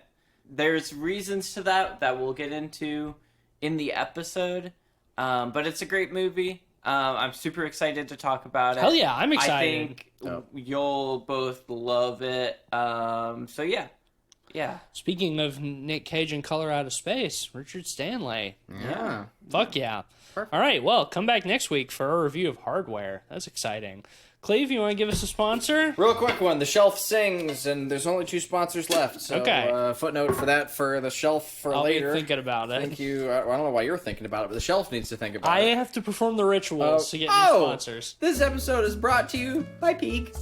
Oh, Peak! No Peak. She's not here with us tonight, but... She's still at the house because we saw the movie and came straight here. Yeah, but she's here in spirit. Peak and in our hearts and minds. is always here in our hearts and minds. My dog, Thank you, Peak, for sponsoring this episode of the podcast. That's a good Peak. All right, well, that'll do it for us this week. If you like the show, hit the 5 stars wherever you listen to this. Leave us a rating, review, share an episode with a friend. Do the thing. And if you want to go the extra mile, you can become a patron at patreon.com/podpeoplepod. As always, a shout out to our honorary pod boys, Sam, Zach, Micah, and Mitchell. If you want to be cool like them, head on over to Patreon. You can also follow us at letterboxd.com/podpeoplepod, where you'll find a list of all the films we've talked about on the show with our average ratings and links to those reviews. My recommendation this week, because Damian McCarthy movies are always so focused around objects, I was thinking about another movie I watched recently that has a great focus on objects, great importance of objects, and that's Martin Scorsese's After Hours. Oh, great movie. Which really, one of my favorites. Yeah, fantastic film. I feel like a slightly more underrated Scorsese, and just a really incredible Ulysses style. Dude having a bad night. But also the extremely near sacred importance of certain objects throughout that film. I don't know, made me. I was thinking about that. So yeah, watch After Hours. My recommendation for this week is I rewatched one of my favorite movies of all time yesterday, called The Cook, the Thief, His Wife, and Her Lover. I've never seen It's that. an incredible film by Peter Greenaway about those 4 titular characters. Those people. Michael Gambon plays the thief in an incredibly present, big role, very intimidating role. All of the compositions of the film are just masterful. They look like Dutch paintings, essentially, throughout the whole thing. It's Delicious. very well composed and very almost clinical in how it's set up. It's really an amazing film. Tim Roth is in it in full rat mode. Ooh, I love Tim Roth. Helen Mirren is in it as the wife, and she is so hot in it, like incredibly hot. It's an incredibly well put together movie, and one of honestly the most beautiful movies I've ever seen. It's very dark and gross and scatological at times, but compositions are just whew. Clave, what you got? Yeah, so, like, people are always going on about all these different types of new foods that they're discovering. Oh, my God. But, this week, I'm just going to recommend, like, to not doing? forget the importance of sandwiches. There's nothing quite like just a good sandwich. And I think sandwiches get underrated a little bit. He's right. I'm right. I'm right. Don't forget the importance of sandwiches. That's my recommendation this week. Make yourself a nice sandwich and just appreciate it. Yeah. Really, at the end of the day, it's about the little things. That's what I'm shouting out. Oh, okay, quick. What's your go-to sandwich, both of you? Grilled cheese. But But like a nice one. Like bakery bread, fucking Havarti, nice and creamy, good pickle. Like Italian hoagie. This isn't interesting. Life is a sandwich. I want to eat it all night long. oh man.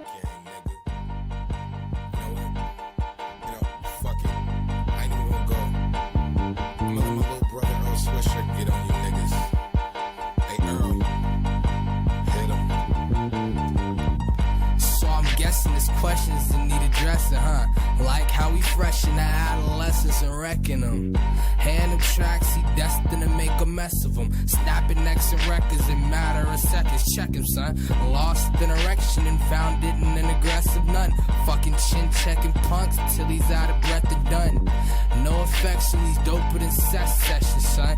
Chilling for a while on a pile of the rest of them. Let the crowd choose who can fucking last longer. It's the rap manga, rap monster, Earl Sweat, attack, conquer, lose, lease. Niggas lost like the last Blanca Chica that we picked up at the last concert.